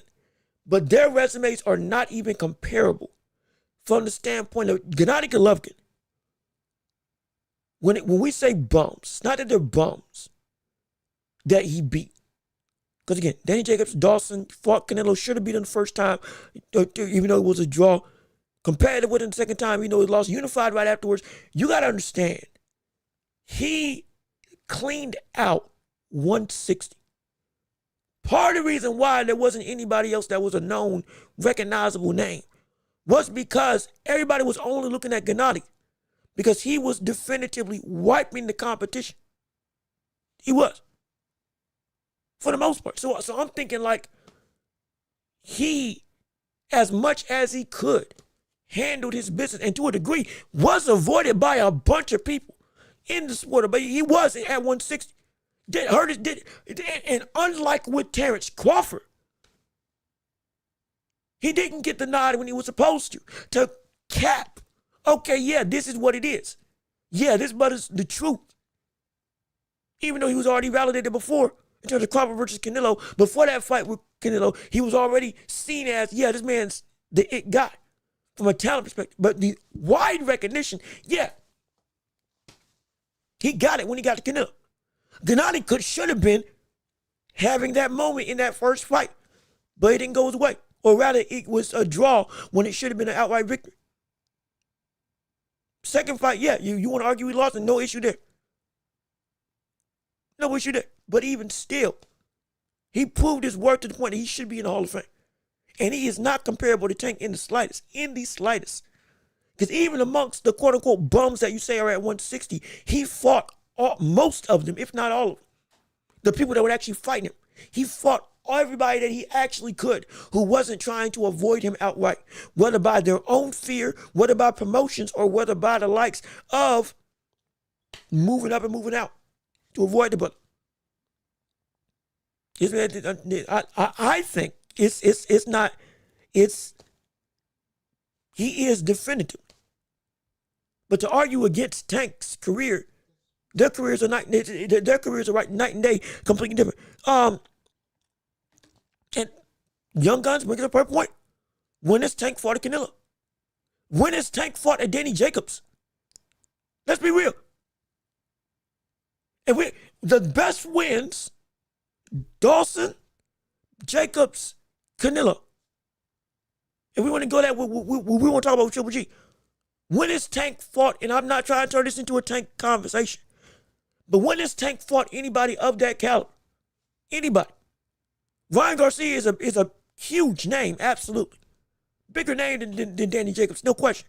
But from a talent perspective, no, he wasn't on that level. He wasn't. He's never been. He's never been on that level. Rolly Romero beat this brother. He got better, sure, but Ryan Garcia is not what he thinks, or rather, it's not that type of talent to be like, oh yeah, that's something impressive. Again, we're saying if at this stage in your career, Ryan Garcia is the best win on your resume, that is a problem. That's not good. And even if you say he's fought somebody on a Danny Jacobs caliber, when is he elevated above that to a Canelo or to a Dawson? He hasn't. That's the issue. That's the issue. And so again, that's just me. That's just me. But Triple G arguably lost all again. What did Canelo should have won but lost? Got you there. The last fight with Canelo, that was just a money grab. Understandable. But outside of that, I mean, Dan Jacobs, Dan Jacobs is the biggest fight, beat him. Canelo's biggest fight, beat him. And I think outside of that, he didn't lose to anybody up until like lately. So again, just me. But I'm loving this conversation because I want to hear from you all on what he has to say. Errol Spence is also definitely a Hall of Famer. Yes, we've done a video on that. I agree as well. Triple G is a legendary middleweight. This is crazy. And the argument is, all of this revolves around what is the standard necessary to get into the Hall of Fame. Forget first ballot. Forget no question type of situations. Just to get in, what is it that needs to be done? And if we're saying that Gennady Golovkin hasn't done enough to get there, what is the lowest bar that needs to be accomplished to get into that type of situation? That's the question I want to ask to get you all's viewpoint. Because it sounds crazy, but all of this does come from the fact that the standard of what indeed is or isn't Hall of Fame worthy is being put into question. Now, that's the question itself. That's not bad. That ain't bad at all. But we got to come to a consensus to some degree. If Triple G's career ain't enough, then what is enough to get you to the Hall for people? Going by Ryan Garcia's logic. That's what I would like to hear. You can say what ain't worth the time to get there. We also need to know what is worth that time to get to the Hall of Fame. And that, we don't even, and for right now, I think that bar is skewed in negative light. Let me see. I saw the Hall of Fame list of Mike Garcia. Hasn't even made it yet. Yeah, I saw that list too. It's Mikey Garcia, Sean Porter, Garcia Porter, I think it's like a Son Kim. I think I saw somebody named Son something that was there as well. Again, it like if they're in contention, at least being talked about, especially Mikey Garcia, with no disrespect. But yeah, Golovkin should definitely be there. He should definitely be there. Let me see. TL, yeah, shoot. Even TL, like Ninja and or Kangaroo, whatever, we'll call him Kangaroo for now. But this is Ninja talking. Even he has a more robust. Devin Haney has a more robust career than Tank Davis. That falls more in line with the likes of what we're talking about with Gennady Golovkin. Shoot, Charlo became undisputed. That's got a better argument for being in the Hall of Fame than Gervonta Davis. And again, this isn't a Gervonta Davis type of sentiment. What I'm trying to say is we're trying to find the bar. What's the bar and what's the ceiling? Or rather, excuse me, there's no ceiling once you find the bar to get to the Hall of Fame. Anything across that threshold is the Hall. I want to know, in your opinion, what should be the Hall? What should be the Hall? Let me see. Vaughn Green, how you doing? Good to see you. Thank you for tuning in. G had one of the best jabs in boxing at one point. Yeah, no, he did. At his best, it was him, and I think even Charlo. When Charlo was I forget, I think it was the younger one, or was the older one? One of the two, but it was most likely it was Golovkin. It was seen as having the most, not just educated, but the most destructive and useful jab in the business at his peak, rocking people strictly with it. Defensive weapon, offensive weapon. You can fight with it and it be destructive. Opening up opportunities off of just landing on the guard. It was incredible. It was insane. Yeah, Mikey was best at 130, 135. Yeah, that's true. That's true. He was. No question about that. Let me see. Mikey should be off. Just saying. Mikey should be off. Just messing. And again, first ballot, I don't think so. But should he get there? Sure, no problem. I ain't got a problem with him being there. It's just, again, later down the line would be my inclinations. If I'm putting between him and Sean Porter, who are both on that list, I'm putting Sean Porter above Mikey Garcia with no disrespect. I just think Sean Porter had a more robust career with who he fought, what he accomplished, and again, it's hard to tell the story of what that division was at 147 without Porter being there. And he was a dog. I mean, he was a dog, real dog. Someone akin to like what we see with Timothy Bradley. And Timothy Bradley's in the Hall of Fame. He lost some of the biggest fights of his career. He did. But that doesn't detract from, hey, this man, he was the truth. Shouldn't have beat Pacquiao at all in any of those situations. But still, he put on great fights with him nonetheless. Let me see. Tank is definitely not a Hall of Famer, in my opinion, right now. He's got plenty of time. I don't know if he does. Because he's probably going to retire early. Inkling is he might retire after this fight with Jake Paul. So I don't think he's got a bunch of time because it could end come November. I'm done. We don't know what he's going to do. We don't know when he's going to fight big people. We don't know when he's going to take that test that he should be taking, to fight quality opposition that fit the bill of his caliber of talent. He hasn't done it, or at least the best he can get. He hasn't been doing that. So I don't think he's gonna be able to accomplish it. Unless he goes again on an insane run. It's frustrating, but it's the truth. I believe Boo Boo and Jamal would have beaten Triple G. Jamal might have had a better shot. Boo Boo would have gotten beat the same way he got beat by David Benavidez. I fully believe that. Jamal would have had a better shot, but I think he would have gotten beat the same way he got beat against Canelo.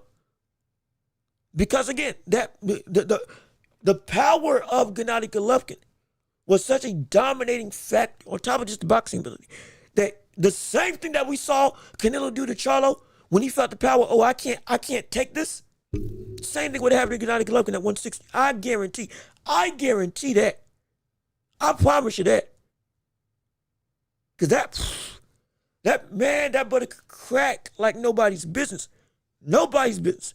And he could outbox you in the same light. You couldn't hurt the brother. He definitely wasn't going to try to trade with him. And if we're going jab for jab, that would have been an incredible thing to see. Jamal's jab versus Gennady Golovkin's jab at 160. Oh, yeah, that would have been phenomenal. That would have been phenomenal. I would have loved to see who won that battle. But I lean towards the likes of Gennady. I think it would have beaten both of them, even with the styles that they bring to the table. And again, just me. But let me keep on reading because this has been a phenomenal instance. What we talking about? I'm trying to make sure I catch everybody the best that they can. I'm trying to scroll. Oh, we got a lot of people. Oh, we got a lot of people talking. Hold on. Wait a minute. I'm trying to catch everybody. Let me see. Mark, how you doing? Good to see you. Thank you for tuning into the show. Appreciate it. I'm glad. Hopefully you're enjoying the conversation. Leave a like on the stream since you're here. And hey, subscribe if you like what we're doing on this show. Let me see. With Tank holding the WBA title, no one at 135 will become undisputed. Boxing politics can get in the way.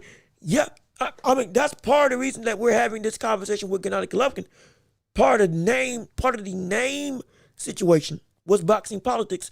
But also on the whole, we just had this conversation with the likes of Backrah.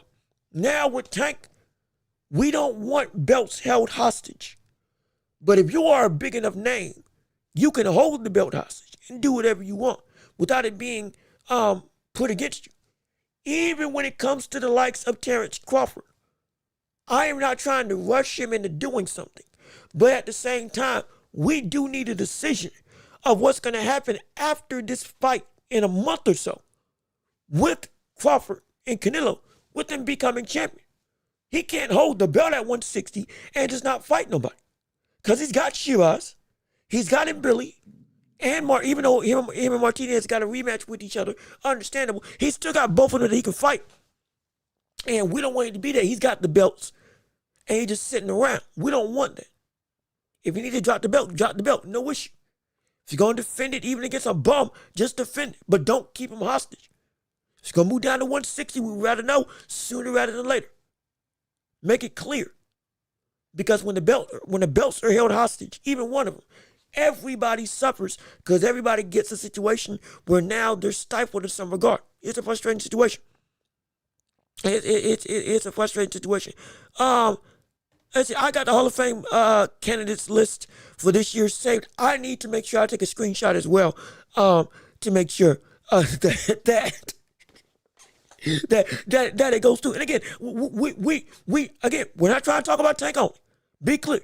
We understand that people have many gripes, topics, conversations, and whatnot.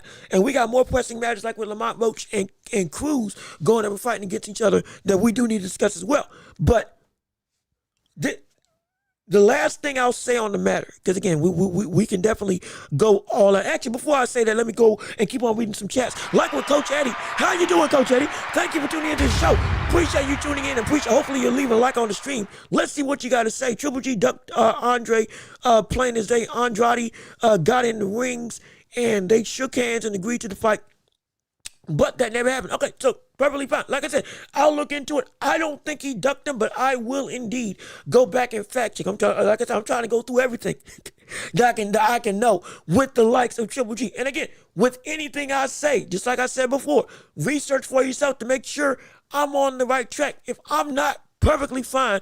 We can bring up and we can learn and grow together. No issue. But to my knowledge, I don't think he ducked Triple G.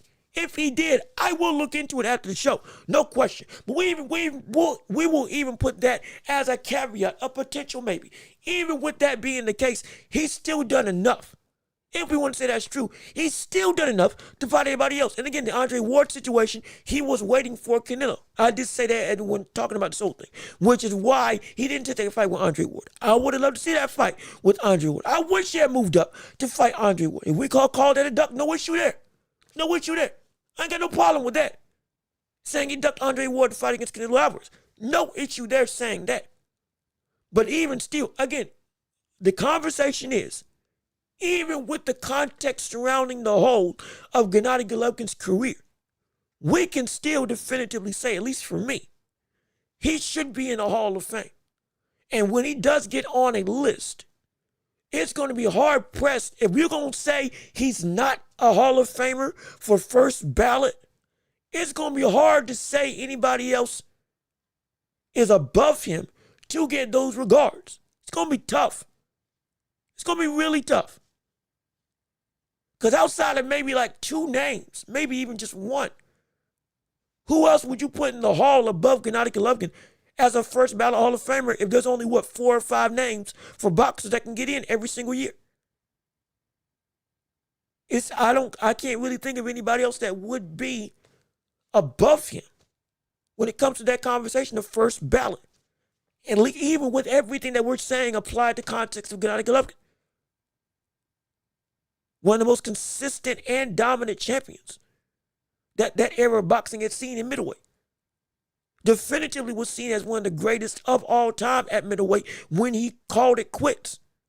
At the height of his tenure, his understanding as a boxer in the boxing populace was undeniable. So my argument isn't whether he ducked the people or whether he didn't duck the people. My argument is simply, should he be in the hall? And if he shouldn't be in the hall on his first go-round, who else should be in front of him? And there ain't many names you can put that in the same caliber as Gennady, that if you put them there with him on the ballot, they're getting over. And those who could be there, guess what? They're still fighting. So they ain't retired yet. So they wouldn't be in the same class with them. So I can't see him not getting a first ballot Hall of Fame status. I just can't. And just for me, I just can't see it. In my opinion. But again, but as I'm trying to make sure I cover as much as I can, so before we go into the Lamont Roach topic and situation, I'm trying to make, good gosh, this thing is, we commented so much that this stuff is going slow. And like I said, we can discuss it more championship rounds, because I do want to make sure we at least get everything on the docket covered before the 2-hour mark, so that we can be able to at least get the framework of the show done, and then jump back into the conversation of the matter as a whole, with everything else. So while that's some really good coffee. I'm not gonna lie, that's some really, really good coffee. But not to digress, but to make sure we at least cover the last point in the show, because this is a great conversation. My gosh, it really is. But we do have to move on.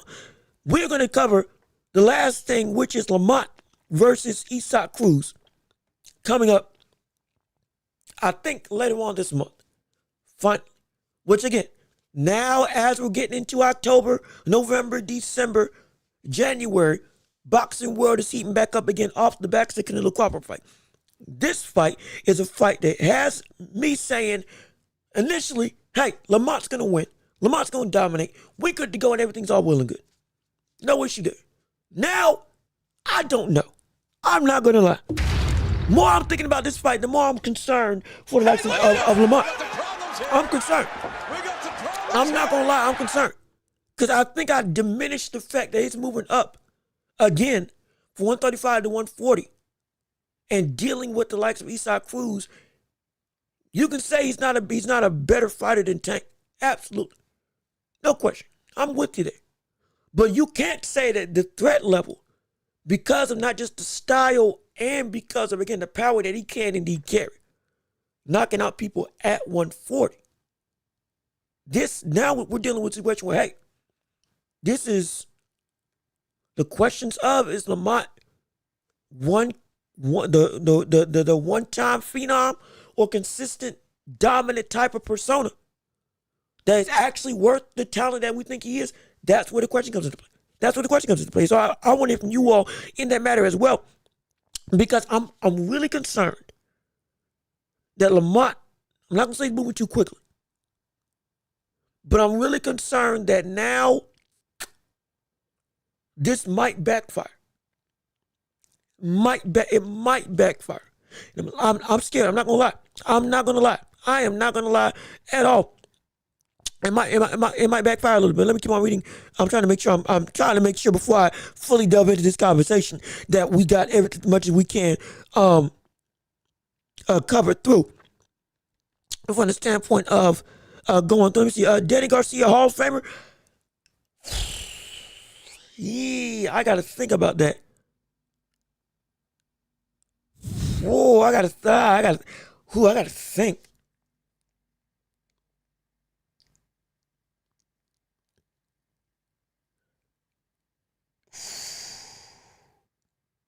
Shoot. For me, I'm gonna say no, or no. He's a Hall of Famer, but well and good a couple of years down the line type Hall of Fame. Shouldn't be first ballot. I don't even think it should be second ballot Hall of Fame. It should be, for his career, again, with all due respect, a decent amount of time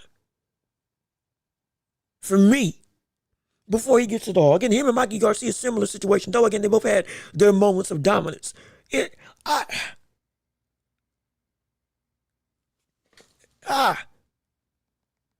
Because, look, I know they're going to get there. Danny Garcia, I'm not saying they're related, but Danny Garcia and Mikey Garcia, I know they're gonna get there. I don't think it should be immediate or definitively as quick as possible. I don't think so. But I do think he's going to get there. But it shouldn't be that it's close at all. But let me come and read it. Pitbull versus Roach, absolute banger. Yeah, that fight is going to be a brawl. But see, the question is, can, oh gosh, I got something in my eye. Hold on, wait a minute, hold on. Wait a second. I can't see nothing because I got an eyelash in my eye. Ooh. There we go. The question is, can he outbox Pitbull with, I'm not saying he can't move, but mind you, he's not a mover as a boxer. Even Tank had to move around the ring really, like, in a way that he doesn't do often, to stop the forward pressure of the likes of Isak Cruz. There hasn't been a brother that's been able to stand toe-to-toe with Isak and brawl with him. If they do stand toe-to-toe, it's just a straight-up brawl. But inevitably, they've had to move back still. Seeing Isak Cruz get moved back is rare. Very rare. Wins and or losses. Lamont is going to be pushed into a point where you can say this brother's short, perfectly fine. You can say this brother's undersized for Lamont, perfectly fine. What you can't say is that this man ain't going to be able to, if he need be, crack Lamont through that guard. And if Lamont just tries to stay in that mid-range area, he ain't going to be able to stay in that mid-range area. He's going to be forced to have to deal with boom, boom, boom type of hooks coming at him for 12 rounds straight. And I'm starting to think, because Lamont Roach isn't a mover like Valenzuela, and he's not dealing with somebody who, again, is patient in building up his offense like with Tank, that from the jump, he's going to have to be like, oh, okay, we in here now. Because mind you, Isak doesn't give you time to get into a rhythm. That's the scary thing about Isak. He doesn't, you can say he's not as good as other fighters. What makes him hard to beat, he doesn't let you got to fight your way into a rhythm. He doesn't let you ease your way into what you want to do in a fight, because from the jump, he is going through and trying to put your lights out. You're already he fights you as if you're already hurt, and he's trying to get you out of there immediately. He puts that type of pressure on you from the jump. He doesn't let you just try to box your way in. And so I'm like, that can be a struggle. But let me see, Pitbull struggles with big guys that are 5'9", 5'11", and can box. Let me see, how tall is Lamont Roach? Lamont is, I thought he was 5. I know he was taller than Tank, and Tank is 5'5".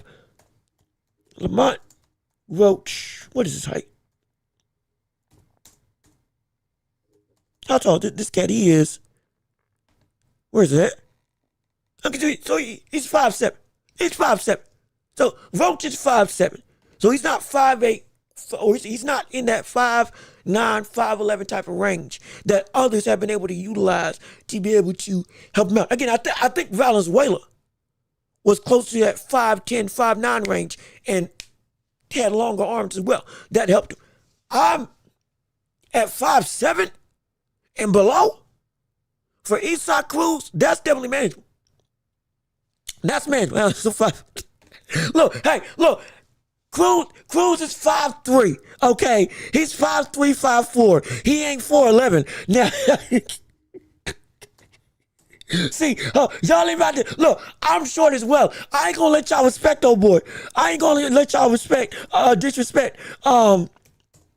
I ain't gonna let y'all disrespect Eastside Cruz, okay? He is a stocky, solid, dangerous 5'4". It's a 3-inch height difference. Okay, reach, I think it's like with 4 inches, just about. Same thing that is with every other fight. But look, I gotta stand up for old boy. Okay, I gotta stand, because look, he should not be fighting the way that he's fighting at that height, but doggone it, he is. And he's been putting people to sleep consistently, or at least hurting everybody that he faces off against. At least rocks him. So hey, look, you can call this brother short if you want to. This cat is short, and he'll make you shorter by the time he lands on. He's done it multiple times before. So the height difference, I'm not really as fearful of. My fear is that Roach, going into this fight, might not be able to do the same thing that he did against Tank, because he can't build up to a game plan or build with his opponent like he did with Tank. He's going to have to be on 10 from the jump. He's going to be on 10 from the jump. He's going to be, okay, we brawling from round 1, and I got to keep this same pace up all the way to potentially round 12. You knocking him out, I don't think this is going to happen either. Because unless you can attack him to the body and hurt him, it's hard to hurt Eastside Cruz. And even if you do hurt him, Brother can recover quick and keep on trucking. He's got one of the hardest heads in boxing right now. Hard to catch him on the chin. And Brother, that body attack also ain't been something you can actually definitively go to and be like, oh yeah, that's going to slow him down. Normally the best way to beat him is you survive. You keep it close and you survive for about 8 rounds. And then when he starts losing steam, okay, now you start picking him apart. Similar to what Valenzuela did. But to get there, buddy, that's going to be pain. That's going to be pain. That's going to be some real pain. That's going to be some real pain for him to deal through. Let me see. Again, and while we're talking, I'm still reading through everybody's comments. Yes, Danny, Hall of Fame. Okay, yes, so he's a Hall. I just think he should be in there this year or even next year. It's going to have to be a pretty decently, I don't want to say lackluster, but it's going to have to be that type of class to be able to do it. Danny only gets in if the class that year is weak. Yeah, I'm thinking the same way, Blaze. I'm thinking the same way. If Cruz is 5'5", he runs to anybody, but he's 5'4". He is 5'4". He didn't be, again, shoot, if he was 4'10", even still, most likely he'd be fighting at what? Flyweight, bantamweight, and flyweight, potentially moving up to bantamweight. But that would be, hey, he's still getting run for their money if he had to do it too. Huge respect to Cruz. Yeah, respect to him as well, taking on Lamont after this thing. Respect to Lamont, real quick. Respect to Lamont Roach, first and foremost, for actively taking this type of fight. Instead of just waiting around for Tank or taking an easy route after not getting the fight with Tank, he's moving up to fight the likes of a known dangerous contender who's been a champion at this division before, who's hurt and knocked out Rolly, who won and became a champion just recently against Ryan Garcia. This cat is dangerous, and he could have not taken on this type of person. But he's still pushing to be like, okay, we trying to get something special happening for this career off the momentum of Tank. Credit to him, because he could have gone a whole nother way. Thank God she didn't. Thank goodness he did not at all. So I'm happy about that. Saddest genetics, but skill, pound for pound. Eastside Cruz is better than anyone that he played. Now, that's a tough thing to say. Again, genetics, stuff happens. So you can be short tall. Tyson was 5'10", fighting at heavyweight. Even at 215, 220, 212, it shouldn't have been that he was that competitive. But he was just that good. Skills pay the bills. Isaac Cruz may be one-dimensional. He may be a one-trick pony. Brother, he's good at that trick. That's the thing. That's what makes him so hard to beat. He's so good at that one thing that he does that it's like, oh my gosh. You can't deny the brother. There are people better than him. Absolutely. There's some people that were better boxers than him, but he was just too good of a brawler. When I call him a technical savant, we're calling this man a bulldozer, a little pit bull, because he's just aiming to bite anything that comes his way, regardless of the recklessness that it needs to happen. That's what makes him so dangerous, and that's what I'm so intrigued by with him fighting against the likes of Lamont Roach. What's Lamont going to do against that type of aggression? Because I don't think he's faced off against that before. Yes, talent, we know he's faced off against Lee's better, but it is the you're fighting at a level 9 from round 1. The immediate pressure of, oh my gosh, I haven't even gotten a gist into what this brother's going to be able to do, and I'm already on the back foot. I'm already being pushed. He's breaking through my guard. It's going to be interesting to see. Lamont Roach by UD or KO. Y'all should watch Pitbull versus Thomas Matthijs. Thank me. That is a good fight to potentially show the ramifications of what can happen to the likes of Isak in this fight. It is. I'm not going to lie. It is. It is. It's a good blueprint. But also, Isak has become, I think, a better fighter from that fight. And if you disagree, perfectly fine. I think it's become better since that fight. So I don't know if that same stuff is going to be able to work, though it could. More so, my best fight would be Valenzuela. When Valenzuela beat him, how that could implement into him being able to beat. Shoot, even against, I dare say, if we want to go for if you got a brawl with them, watch Cruz versus, what was his name? What was his name? Cruz versus Tank or Cruz versus Angelo Fierro. That phenomenal fight that was on the undercard for Benavidez versus David Morrell. That fight was a banger. And that fight, yeah, Fierro took some major hits, but also how he was able to get in tune with Isak as well to get his own licks and also actively stun him a little. Couple times in that fight. Lamont Roach in the pocket, if he can fight, if he can continue to do what he did against Tank, against that much of a reckless abandon in Isak Cruz, he could take the best parts of that Fierro fight without the potential punishment. And then, yeah, it could actually be one of the better victories of his entire career. It really could. But let me see. I have Roach comfortably outboxing Isak. Pitbull doesn't have the angles or power to put Roach in serious danger. I want to say that. But man, I'm telling you, I have seen people that I know are better boxers than Isak Cruz not be able to mitigate just the one-track forward momentum that he brings to every fight. That's why I'm concerned. Because I know the blueprint to beat him. But Isak Cruz is one of those fighters where doing that blueprint is hard to do. It's hard to do. Even with Valenzuela, who was able to use angles and take advantage of the lack of movement that Isak Cruz has going left to right rather than just straight on. Even he kept on getting tagged. Even he kept on getting rocked. Even he couldn't stay safe, and it was still a competitive fight because he kept getting caught, and he was doing the right stuff. And so it's a danger. And also, you also got to understand, don't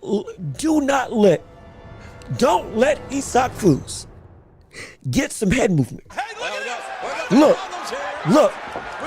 I'm going to tell you something right now. Don't let Isak Cruz, people calling that buddy the mini Mike Tyson,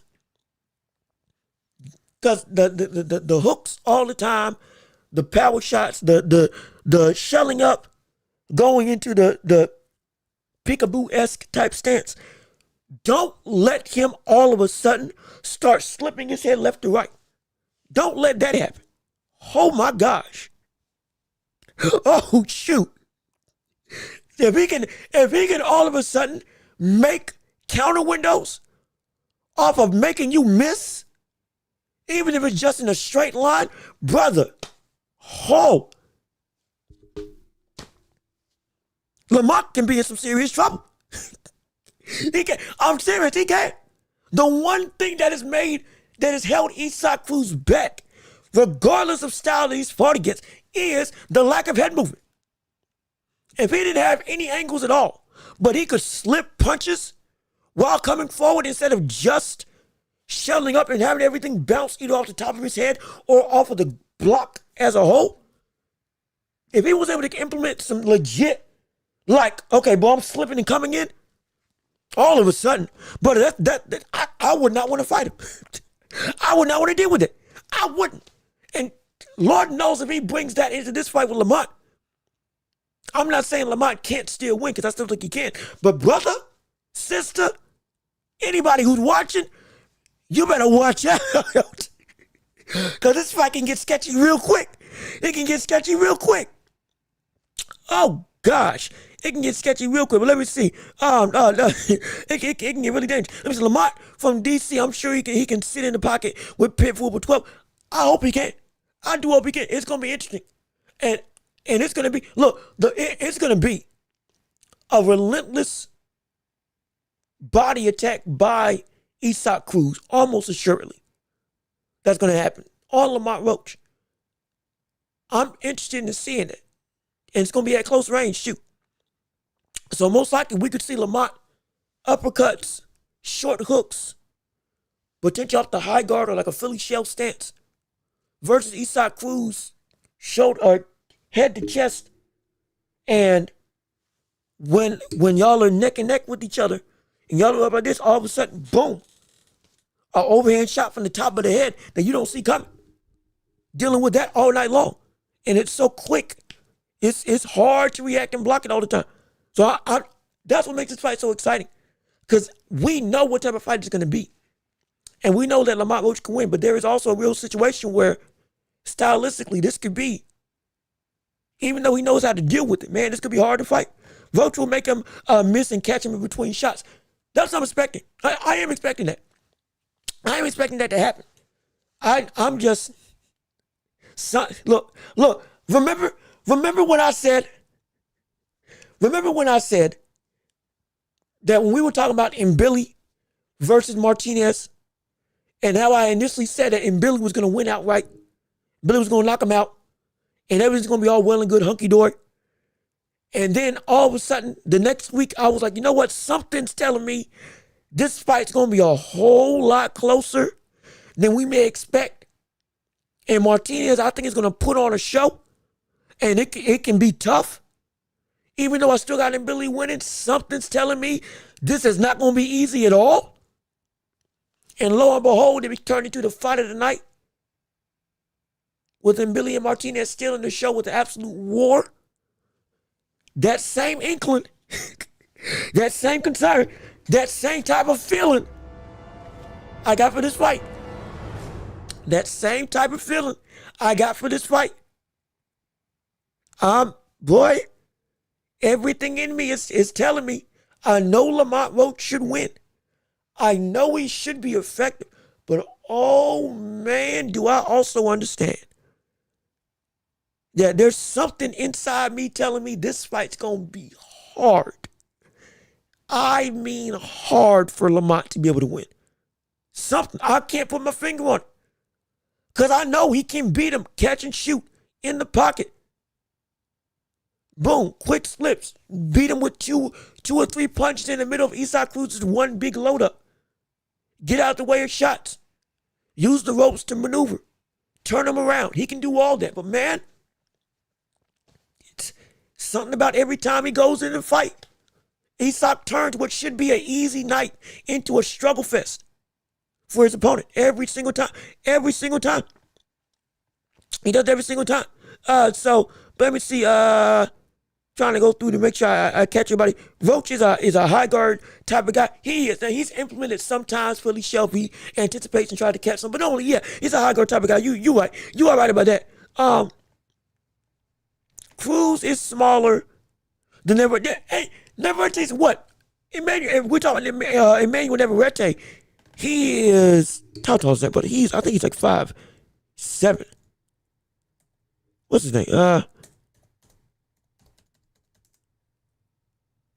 I think he's 5'7". Is he 5'7"? Okay, yeah. He's 5'7". He's 5'7" as well. And speaking of which, has he moved up yet? Or is he still at 135? Or has he moved up to 140 yet? Or excuse me, has he moved up to 135 yet? I think that's what I meant to ask. Has he moved up to 135 yet, or is he still at 130? Because I'm trying to see what he's going to be able to do for the rest of his career as well. Never started at 112. It was smaller than Pitbull at some point. Yeah. He did start at 112. He's been 5'7", but it was lanky power, which is ridiculous. Unorthodox as all get out. But no, now he's 135. He's still smaller, but from the standpoint of like physical stature, yeah, he's an amalgamation of his limbs. Reckless abandon is also what he fights like. I could just be a hater, but I don't rate Isaac Cruz very high. And look, I rate him high because there's never been a fight with him that hasn't been a tough out or tough test. Against all manner of competition, in both wins and losses, he has made it a struggle for Tank. He's made it a struggle for Valenzuela. He's made it a struggle for Rolly Romero. He's made it a struggle for even the tomato cans that he's faced off against over his career. He's become a champion multiple times and beaten legit competition in becoming champions. This is not just an average person. Sure, he may not be up here from the standpoint of acclaim and talent, but he's undeniable that if you beat him, that's a good win. Isaac Cruz is one of the best wins in Tank's resume. And we're not saying that to be facetious or just outright, we're just throwing him a bone. Nah, that's a good win. Because since that fight with Tank, he has consistently put on tough outs against all competition. Everybody. He's made everybody struggle against him. Or they've just lost outright. And he ain't lost much. And the most recent losses have come fighting at 140 when, again, he's 5'4". So, like, him just being competitive, him just winning a title there should not be something that is apropos to happen at all. Yet it exists in the reality that we're living in. He's overachieved so much for what he is seen as what should be his ceiling as a fighter. Even with him being a one-track type of mind in the way that he fights, guess what? He's still giving people, even though you know how to beat them, the toughest fights of their career every time out, or just beating them outright.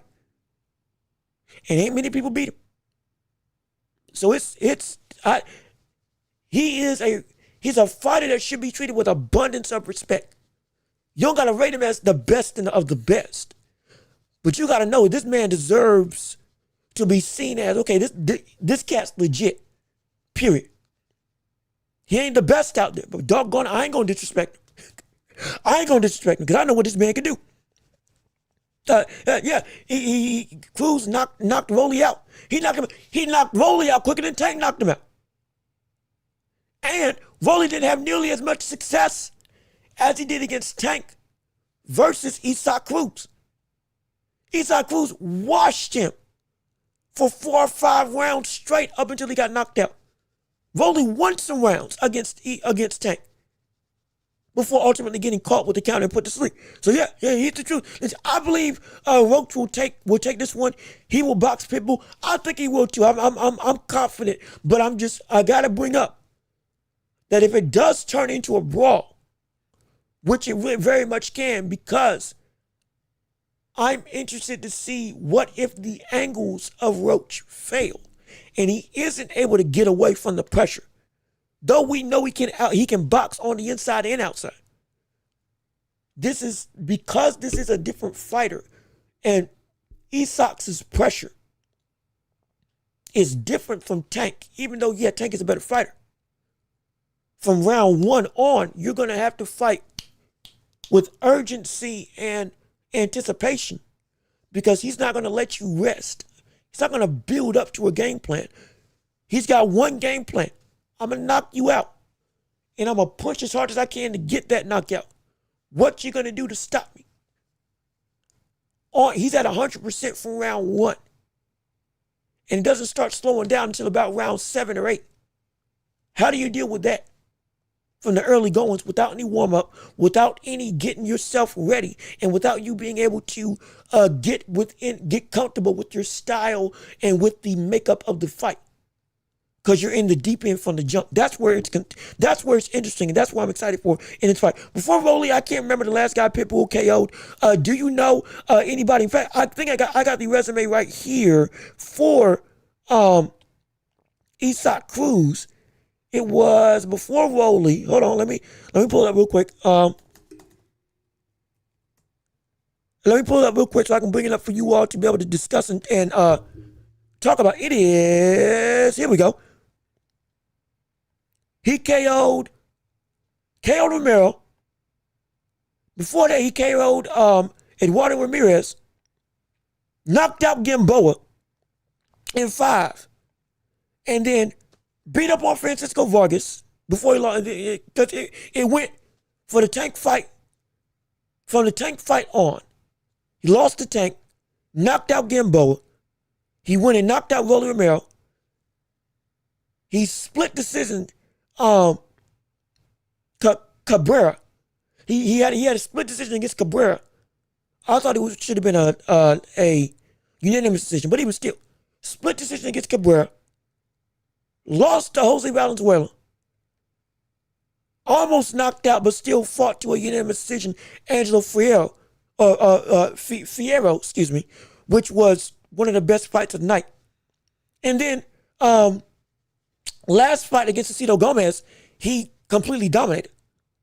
And Gomez got a point deducted because he was holding. Because he was clinching up because he couldn't take the pressure. But Gomez got rocked multiple times. He got hurt many times and was struggling to deal with the hooks and to stay up on his feet. Inevitably, he beat him and won. Mind you, that was the same night that we were calling the Bam Rodriguez fight and the Pacquiao-Barrios fight. I was calling those fights double duty, round by round, switching gears for each one of them. Legitimately. I was going through calling one round for Roach, calling one round for Bam Rodriguez, then calling one round for Isak Cruz, calling one round for Bam Rodriguez, calling another round for Isak Cruz, up until Cruz fight ended.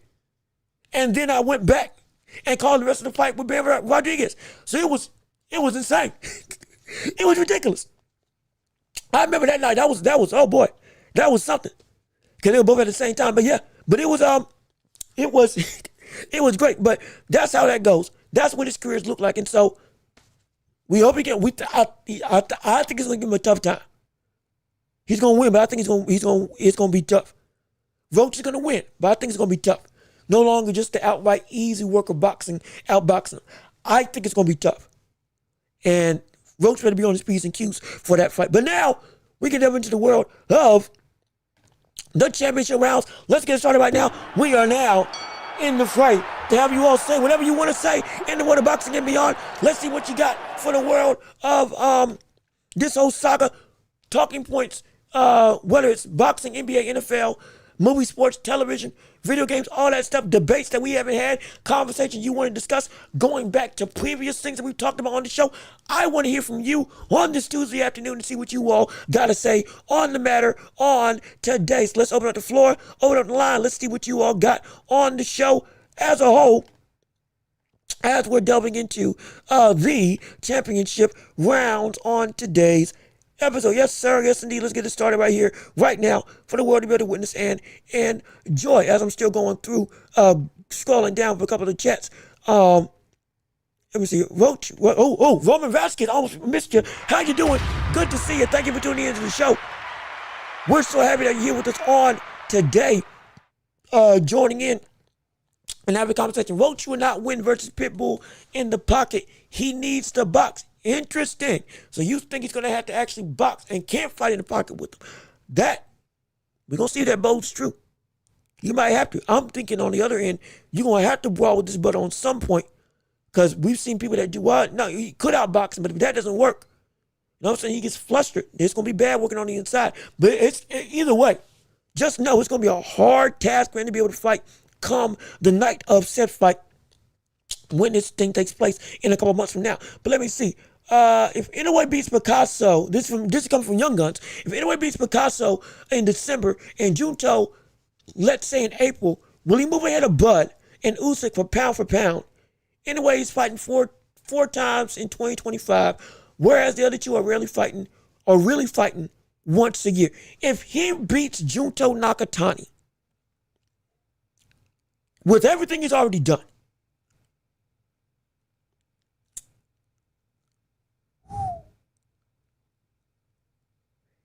that would be tough. That would be incredibly tough, because that fight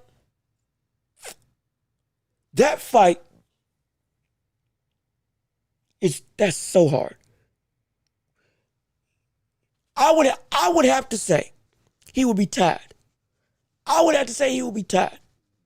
Because of the insanity of that win with Crawford over Canelo. From the standpoint of it shouldn't have happened. And the way that it did happen was such an insane, dominating nature. I can't overlook that. Even though, yes, he's only fighting one time a year. That win put him in top 10 for me in boxing history. Pound for pound, number one, absolutely. It's one of those wins where you don't have to fight again for a year to be able to stake claim. Usyk, when he beat Fury, if he didn't fight for another year after that, it would have been, again, the arguments of, Crawford, in a way, being above him would have been more substantial. Sure. Because, again, that fight was insane. But even this fight, you could argue, was even more monumental. But even still, he would have still probably been claimed to, that's the best fighter in the world still, because of what the insane accomplishment. This fits that bill for Terrence Crawford, in my eyes. But, in a way, has been on a track that would be able to close that gap of monumental accord because of the consistency, and also with him beating Junto, if it happens, would be, again, further implementing this man's beaten every single major threat that he's had in his way from the jump without question or issue to such a fervent degree. Don't let it be also another domination. Then you're doggone right. It would be something that, and for some reason it's not coming up, the comments, I'm bringing it up on the screen with my own comment section for you all to be able to see. But it would be, also, shoot, the title didn't change. There we go. Okay, the title didn't change. My bad. I thought the title would change. But regardless of which, it would be enough to tie him for pound for me. He beats Junto, he ties Crawford pound for pound. Because his consistency and that win against Junto would match the impossibility and the grandeur of what that win did for Canelo. And if he does continue to win after that, I will put him above number one.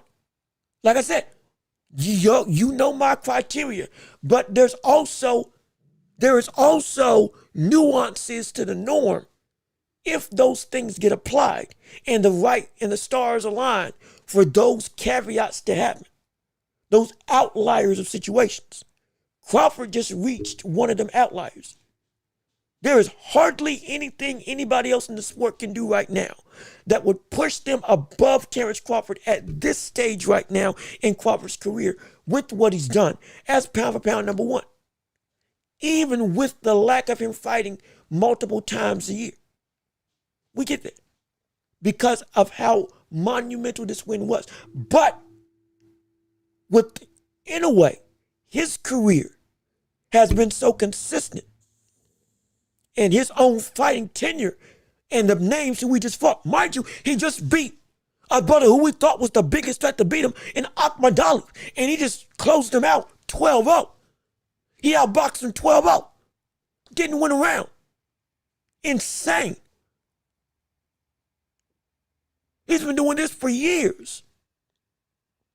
And if it wasn't for Terrence Crawford doing what he's been doing, he would be pound for pound number one. But he can tie him if he beats Junto. Because again, that's another one of the best ops that we've been waiting for him to have. He beats him and he dominates him. Yeah. If he goes on to 126 and then wins there, yeah, he moves back up above Crawford. He moves back up above Crawford. For me, that's my timeline. He fights and beats Junto. He ties Crawford pound for pound.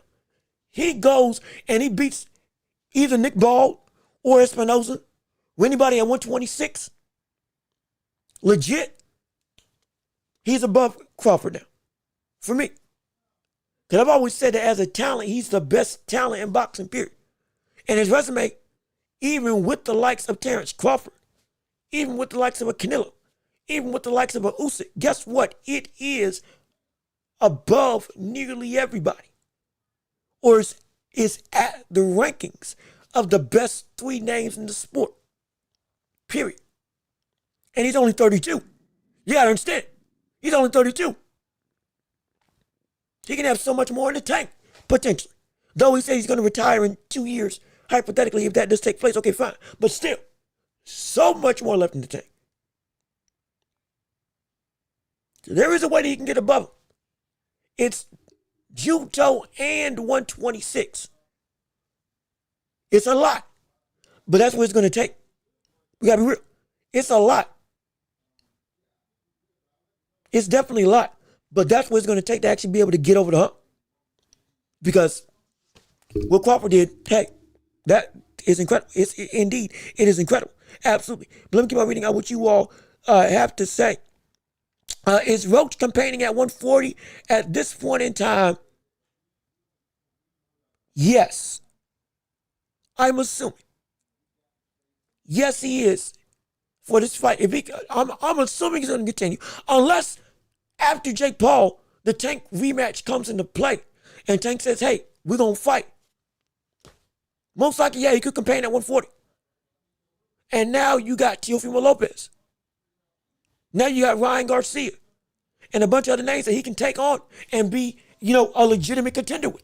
He can. So like there's moves for him to be made at 140 if he does so choose to take them on.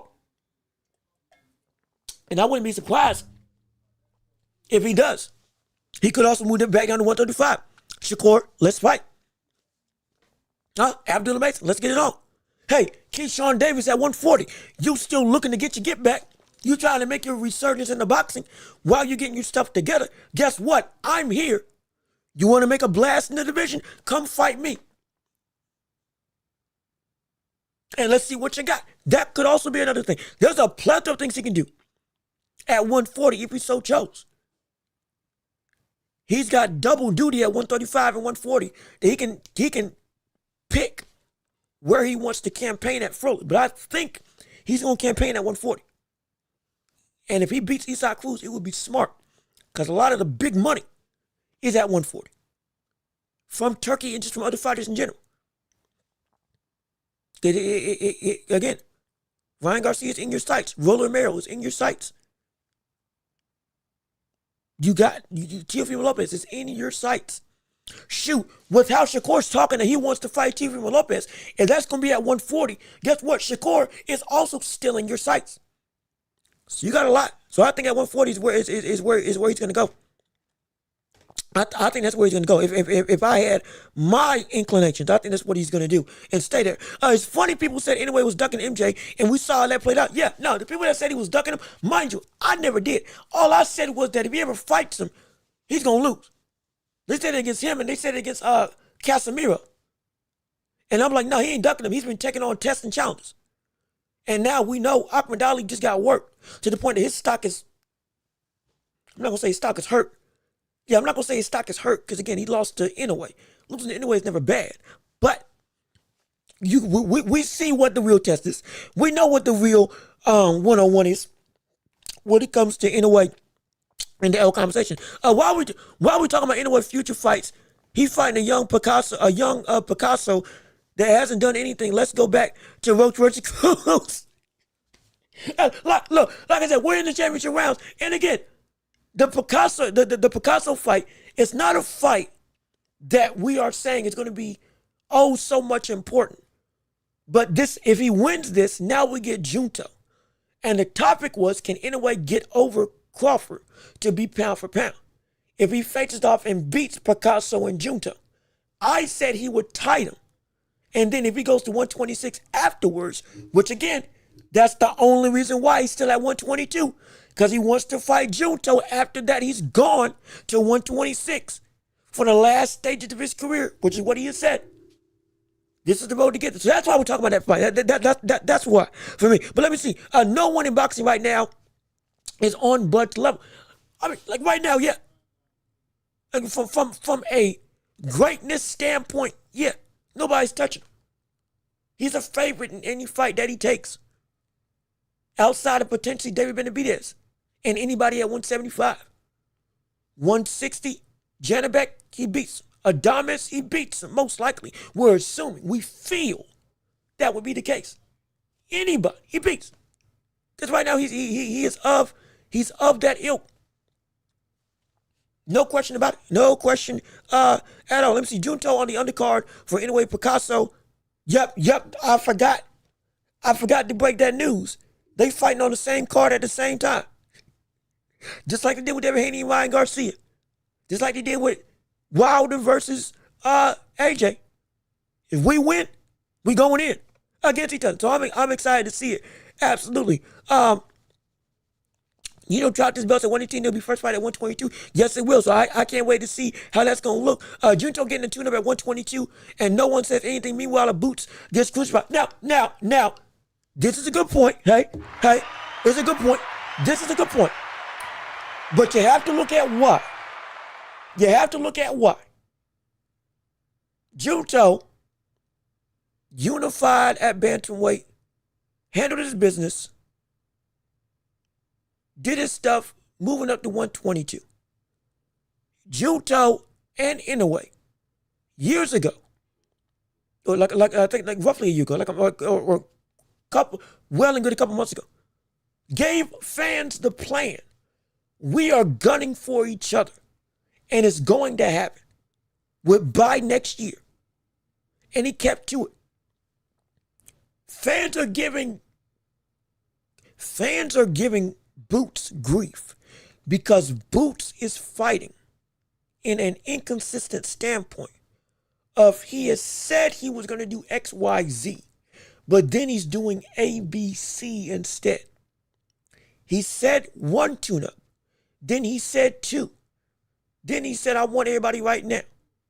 He has said, I wanted to fight at 154 at the Shukajan. I need to fight immediately because I can't be myself. And then he stayed to fight against Stanionis to get a belt, which I have no issue with because he went and tried to achieve something.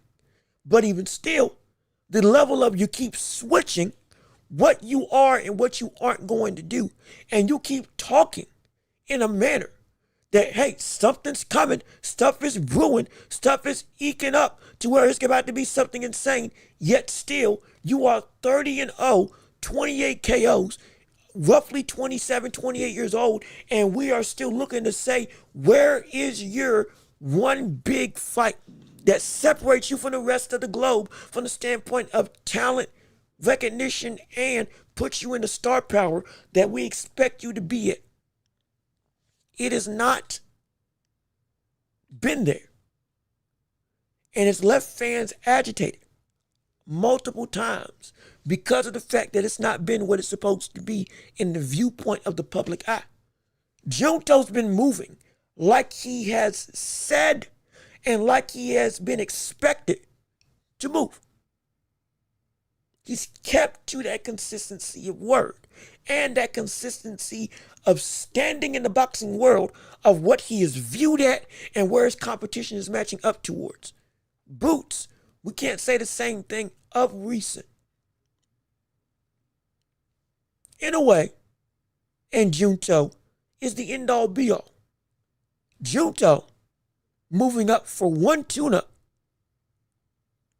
is not the same as Boots being indecisive with when and where he's moving and talking like he is ready for the world, but then in the same breath saying, I need 2 or even 3 tune-ups to get a fight with the big dogs. And even if the big dogs become available, like we're talking about in the landscape of Boots right now, we still, of Boots' own volition, we are unsure of if he's going to commit to fighting those big names. Again, Fundora, Keith Thurman is the most tantalizing matchup, either of those two, that he can fight against for the title from a big name, marketable, and talent substantive standpoint. Instead of Abbas, the WBA champion, which this is not disrespect to Abbas, but for everything that Boots has said he wants to be, it would make sense for him to fight Fundora if Fundora won, or even Keith Thurman if Keith Thurman won, would it not? But we aren't even sure if Boots is going to run that way because we aren't sure of what his own dictation for his career needs to be in his own mind. Because he's talked about he wants to be undisputed at 160, 168, 175, and 154 where he's at currently. But the road to get there, he's got to move like he's intentionally wanting it. And at this point in time, he hasn't been doing it. So we are not lamenting him because we are just being harsh. We're lamenting because the expectations are high and the unpredictability is also just as high. The uncertainty for what needs to be done should not be this much of a concern, yet it is. He could have fought Teofimo Lopez. He could have fought Devin Haney as well at 147. Don't forget. Oh, excuse me, I think it was at a catchweight, excuse me. No, I'm sorry. I think it was Tia that he potentially had a shot at fighting at a catchweight. And then also Devin Haney was in talks for fighting against Boots Ennis somewhere down the line. I think we talked about that before on the show. And stuff didn't happen. Now, part of it wasn't out of his control, and part of it wasn't his control. But regardless of which, we want to see the crowning happen. But you gotta work and show you trying to work. With Boots, we don't know. Because he'll work and then he'll stop. That's where the concern is. But with Junto, we ain't got that concern. We don't. That's why the stigma ain't the same. Because the plan is given to the public. And he's been doing it every single time. We said he needed to drop the belts. Guess what? He dropped the belt. We said the fight's coming. Guess what? It's finally on the horizon. We said he needs to do X, Y, Z, and he's finally doing it. We said he needs just one tune-up and then fight in a way. He's getting one tune-up and then fighting in a way. So he's doing everything that we said he needed to do. So I got no issue with it. Let me see. Lima is okay for now, but this tune-up talk is not the move. You see? That's the thing. The issue is not the tune-up. It is the amount of time you're saying you need to prep for something when we know you are already there at that level. One tune-up ain't got no issue with. But 2, at this stage where you are, when you said you want to take over, it's going to take you pushing yourself.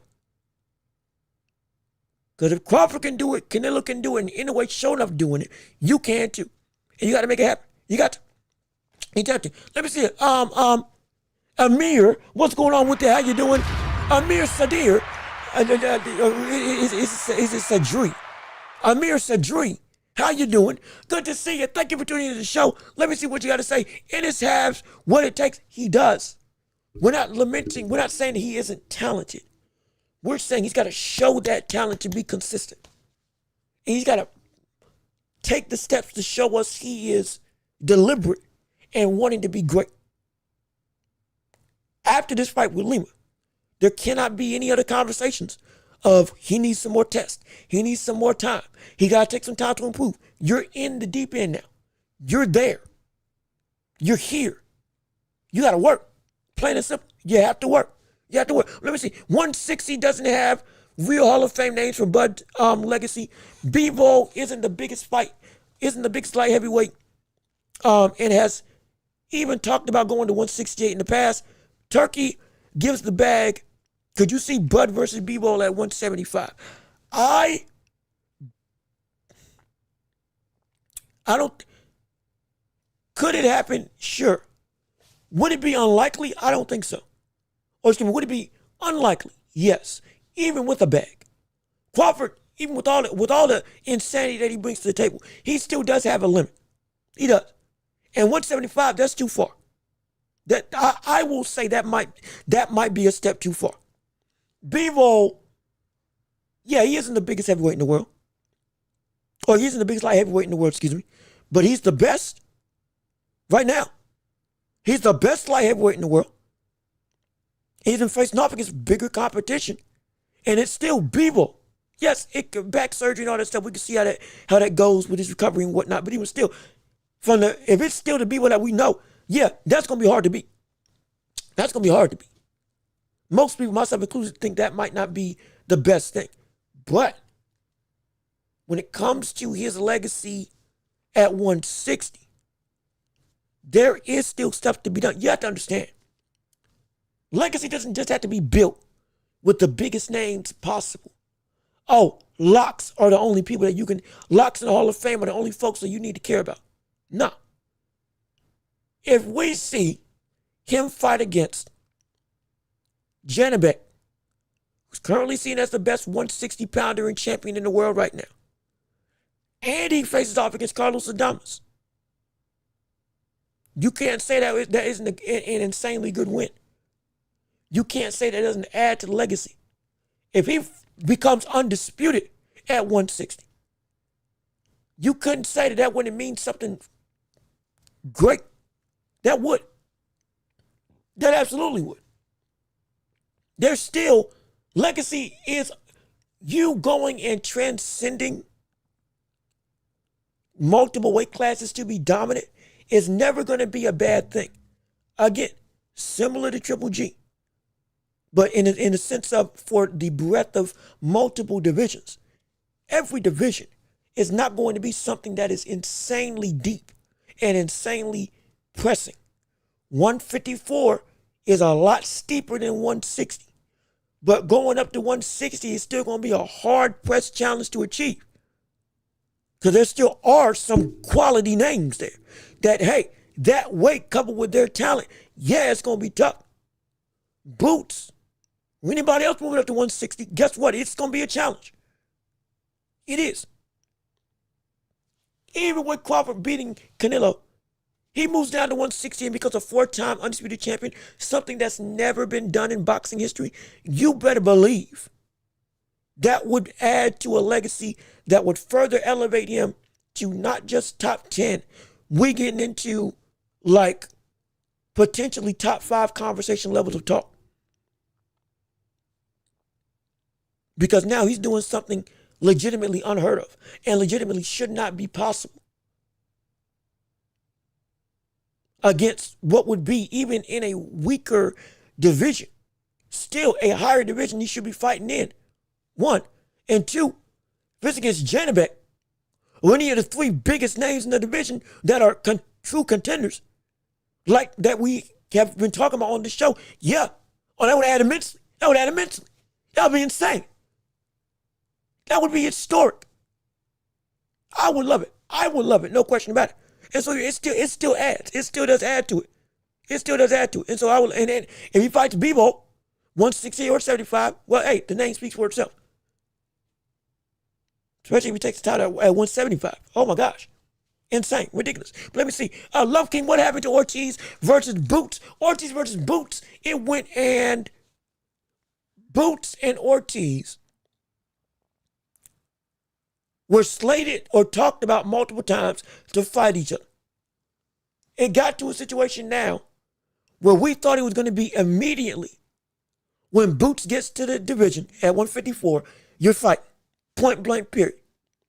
Now, because of the tune-up talk, because of the change in the change in trajectory, Boots is taking the fight with Lima. After Lima, it could be that he fights the winner of Ortiz versus Lubin, to take the middleweight, not middleweight, to take the interim title off of Ortiz if Ortiz wins and put it on his own to become a viable option for a championship. Or he goes directly into fighting Fundora and or Keith Thurman for their championship, depending on the winner. Or option C, he fights Abbas, the WBA champion, at 154 after this fight, and then brings that belt into a fight with Virgil Ortiz. That's what the current landscape is looking like. And why, to the best of my knowledge, the fight with Ortiz isn't happening out the gate. The best, most conducive timeline I can put together. That's what's going on right now. We still want it to happen. It still needs to happen. It's going to happen. But when it's going to happen now is it's different. Timeline, it's going to be a little bit longer. Sadly, it's going to be a little bit longer. But that's what's going on with that fight. Then you'll tell Bud to fight Usyk if he beats Bebo. People need to come. No, hold on. No, I'm not saying. Hold on, real quick now. I'm not saying that. Like I said, you can have a career that's great and deep and very much substantial without you having to go and constantly the next best thing. No. What I'm saying is, if we want to see Crawford elevate more, there are ways to do it. The prospects of Bebo at 175 after beating Canelo is a reality situation. It's not something that is so out the norm, even though it would be crazy if it happened. Even crazier if he won. But it is still in the realm of it's a potential because of Crawford's name, because of Crawford's cachet, and because of the historic ramifications surrounding that fight. If it did happen, another impossible task that could potentially be done by only one man. At the same time, going to other weight classes below 168 is still a legacy thing that can happen. But it is not something that we're saying you got to do it. But we're trying to answer truthfully, at least I'm trying to answer truthfully. If we want to see Crawford elevate even higher in the pound-for-pound rankings of the boxing ethos for all time, it's going to take some insane stuff. It's got to be real. And it's either going to be reigning at 168, beating Shiraz, beating him Billy, defending his belt as the undisputed champion, or the more likely scenario, drop the belts and you're moving down to 160. And you're fighting whoever gets the undisputed title at 160. Let them unify, the unified and or undisputed title. Let them get the belts, and then you fight the best man outright. And either you beat him or you don't.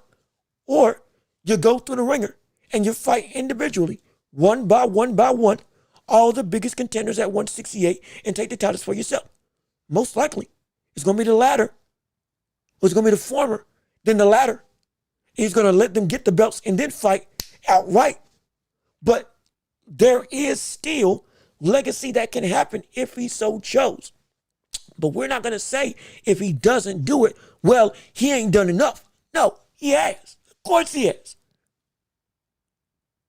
But if people want to say what he can do to improve even more, we're going to say what he can do. There is X, Y, Z names that you can beat that would elevate you even more if you took this road. If you didn't, guess what? You would still be where you are. And even without them, with consistent dominance multiple times fighting a year, you can still elevate even higher. You can. But you want a quick route? Here's the quick route. Do we think you can do it? Yes. Yes. You can. You can. Because it's Terrence Crawford.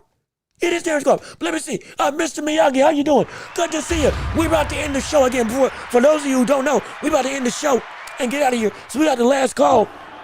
This is gonna be the last call when it comes to chats and conversations in the world of boxing and beyond. Whatever y'all want to discuss, last call to come through and talk about it right here on this show. Get your questions in before we wrap it up, so I can make sure I have it in to tell you whatever you want to say. But last call, just so y'all know, for the show, to get everything you want inside the show inside. So we can make sure we answer before we get on out of here. But let me keep on reading. It was greetings, Jean-Luc. Much love from the UK. Much love to you as well right here from the States. Has Bud fought against any good Soviet-style fighters than Majimov? And I don't think so. I think Majimov is the only brother that he's fought against that is indeed of that Soviet X type of stylistic nature. But he had, even though he's only fought it once, he's fought everybody of every single style, just about that I can think of. He's been able to take them out cleanly. Unless I'm misremembering. Let me see. Postal? Victor. Did Victor Postal fighting the Soviet? Dang.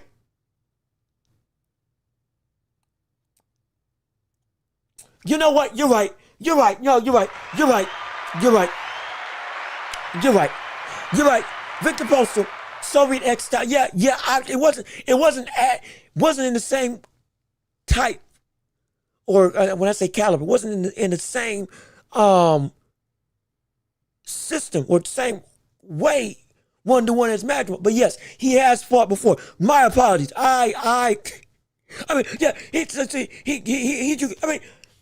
Postal is Ukrainian, but he had somewhat of that Soviet-esque style to him, specifically because of the link that he had to him. I forgot.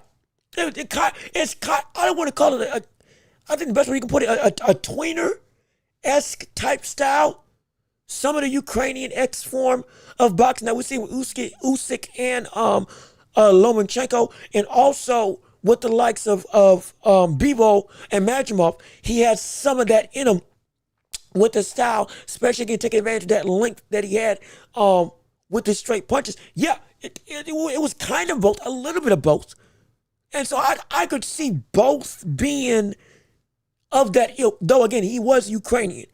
I think he took some aspects of the Russian style, Soviet style, and aspects of Ukrainian style and kind of blended them into like his own thing that made him accentuate the height and the physical abilities that he had.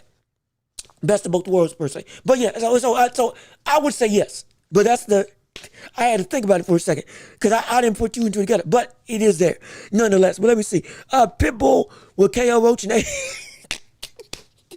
See? And now, hey, look, call it now. Because look, if you're wrong, we're going to hold you to it. Hey, we're going to hold you to it if you're wrong now. We got some problems here. Oh, man.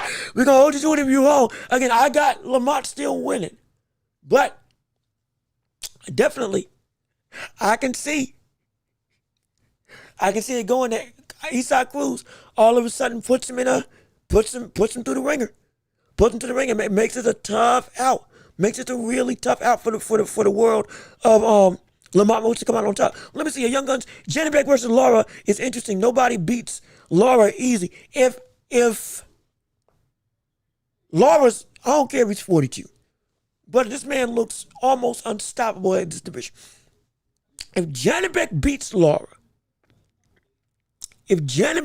If Janet Beck beats Laura, oh my gosh, that would be ridiculous. Yes, sure. Can we expect it to happen from the standpoint of the youth argument? Maybe. But like Laura's looking like a monstrous beast.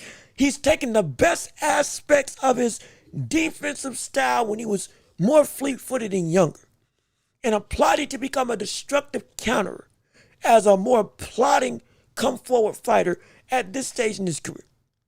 A power-punching, what's it called? A power-punching counterpuncher. That's the best way you can take his style. And Janibek, with the sheer destruction that he brings to the ring every time and the ability to really, once he really gets going, he can take over a fight incredibly easy. I mean, make you look like you don't belong at all. But Laura can stifle that in one shot. Janibek hasn't, I don't think he's going to get somebody with this much destructive countering ability. I don't think he has.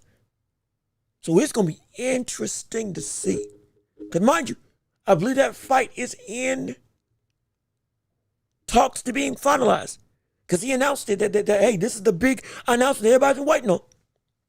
So we're excited for it. But man, I'm excited for that fight because this is going to be the most valid thing for Janibek to show the world if he's about this life or not. Because we know he's hard to beat. We know people don't want to mess with this cat. We know this is a man who is dangerous in every regard. But brother, Laura has been a silent, destructive old man that has just been consistently, you bring him up, I knock him down, and there's nothing you can do to stop. That's what he's been like. And man, it's been, whoo.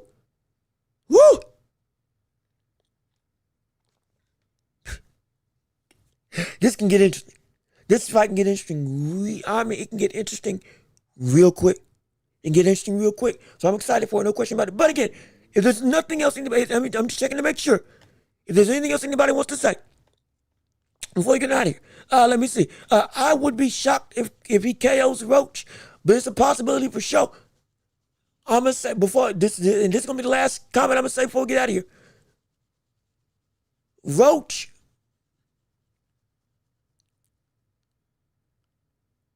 crazy enough as it might sound.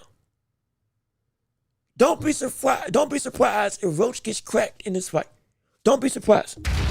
Don't be surprised. Don't be surprised if Roach gets cracked one time in this fight, and it does shake him up. Do not be surprised. Don't be surprised if Roach gets tagged and it does shake him up at least one time in this fight, because of the reckless abandon that Isak fights in. It is very easy for watch any fight with them.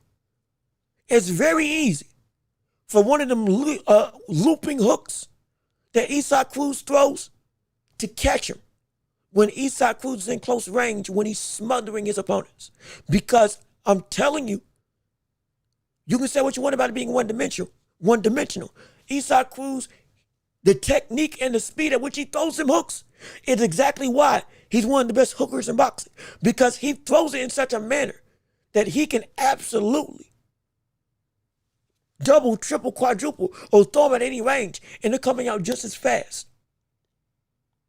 And it's hard to see them when you're smothered against each other, because all of a sudden his reach is so short, he can get the same torque, he can get the same twist in his hips, he can get the same speed when he's head-to-head with you without needing range.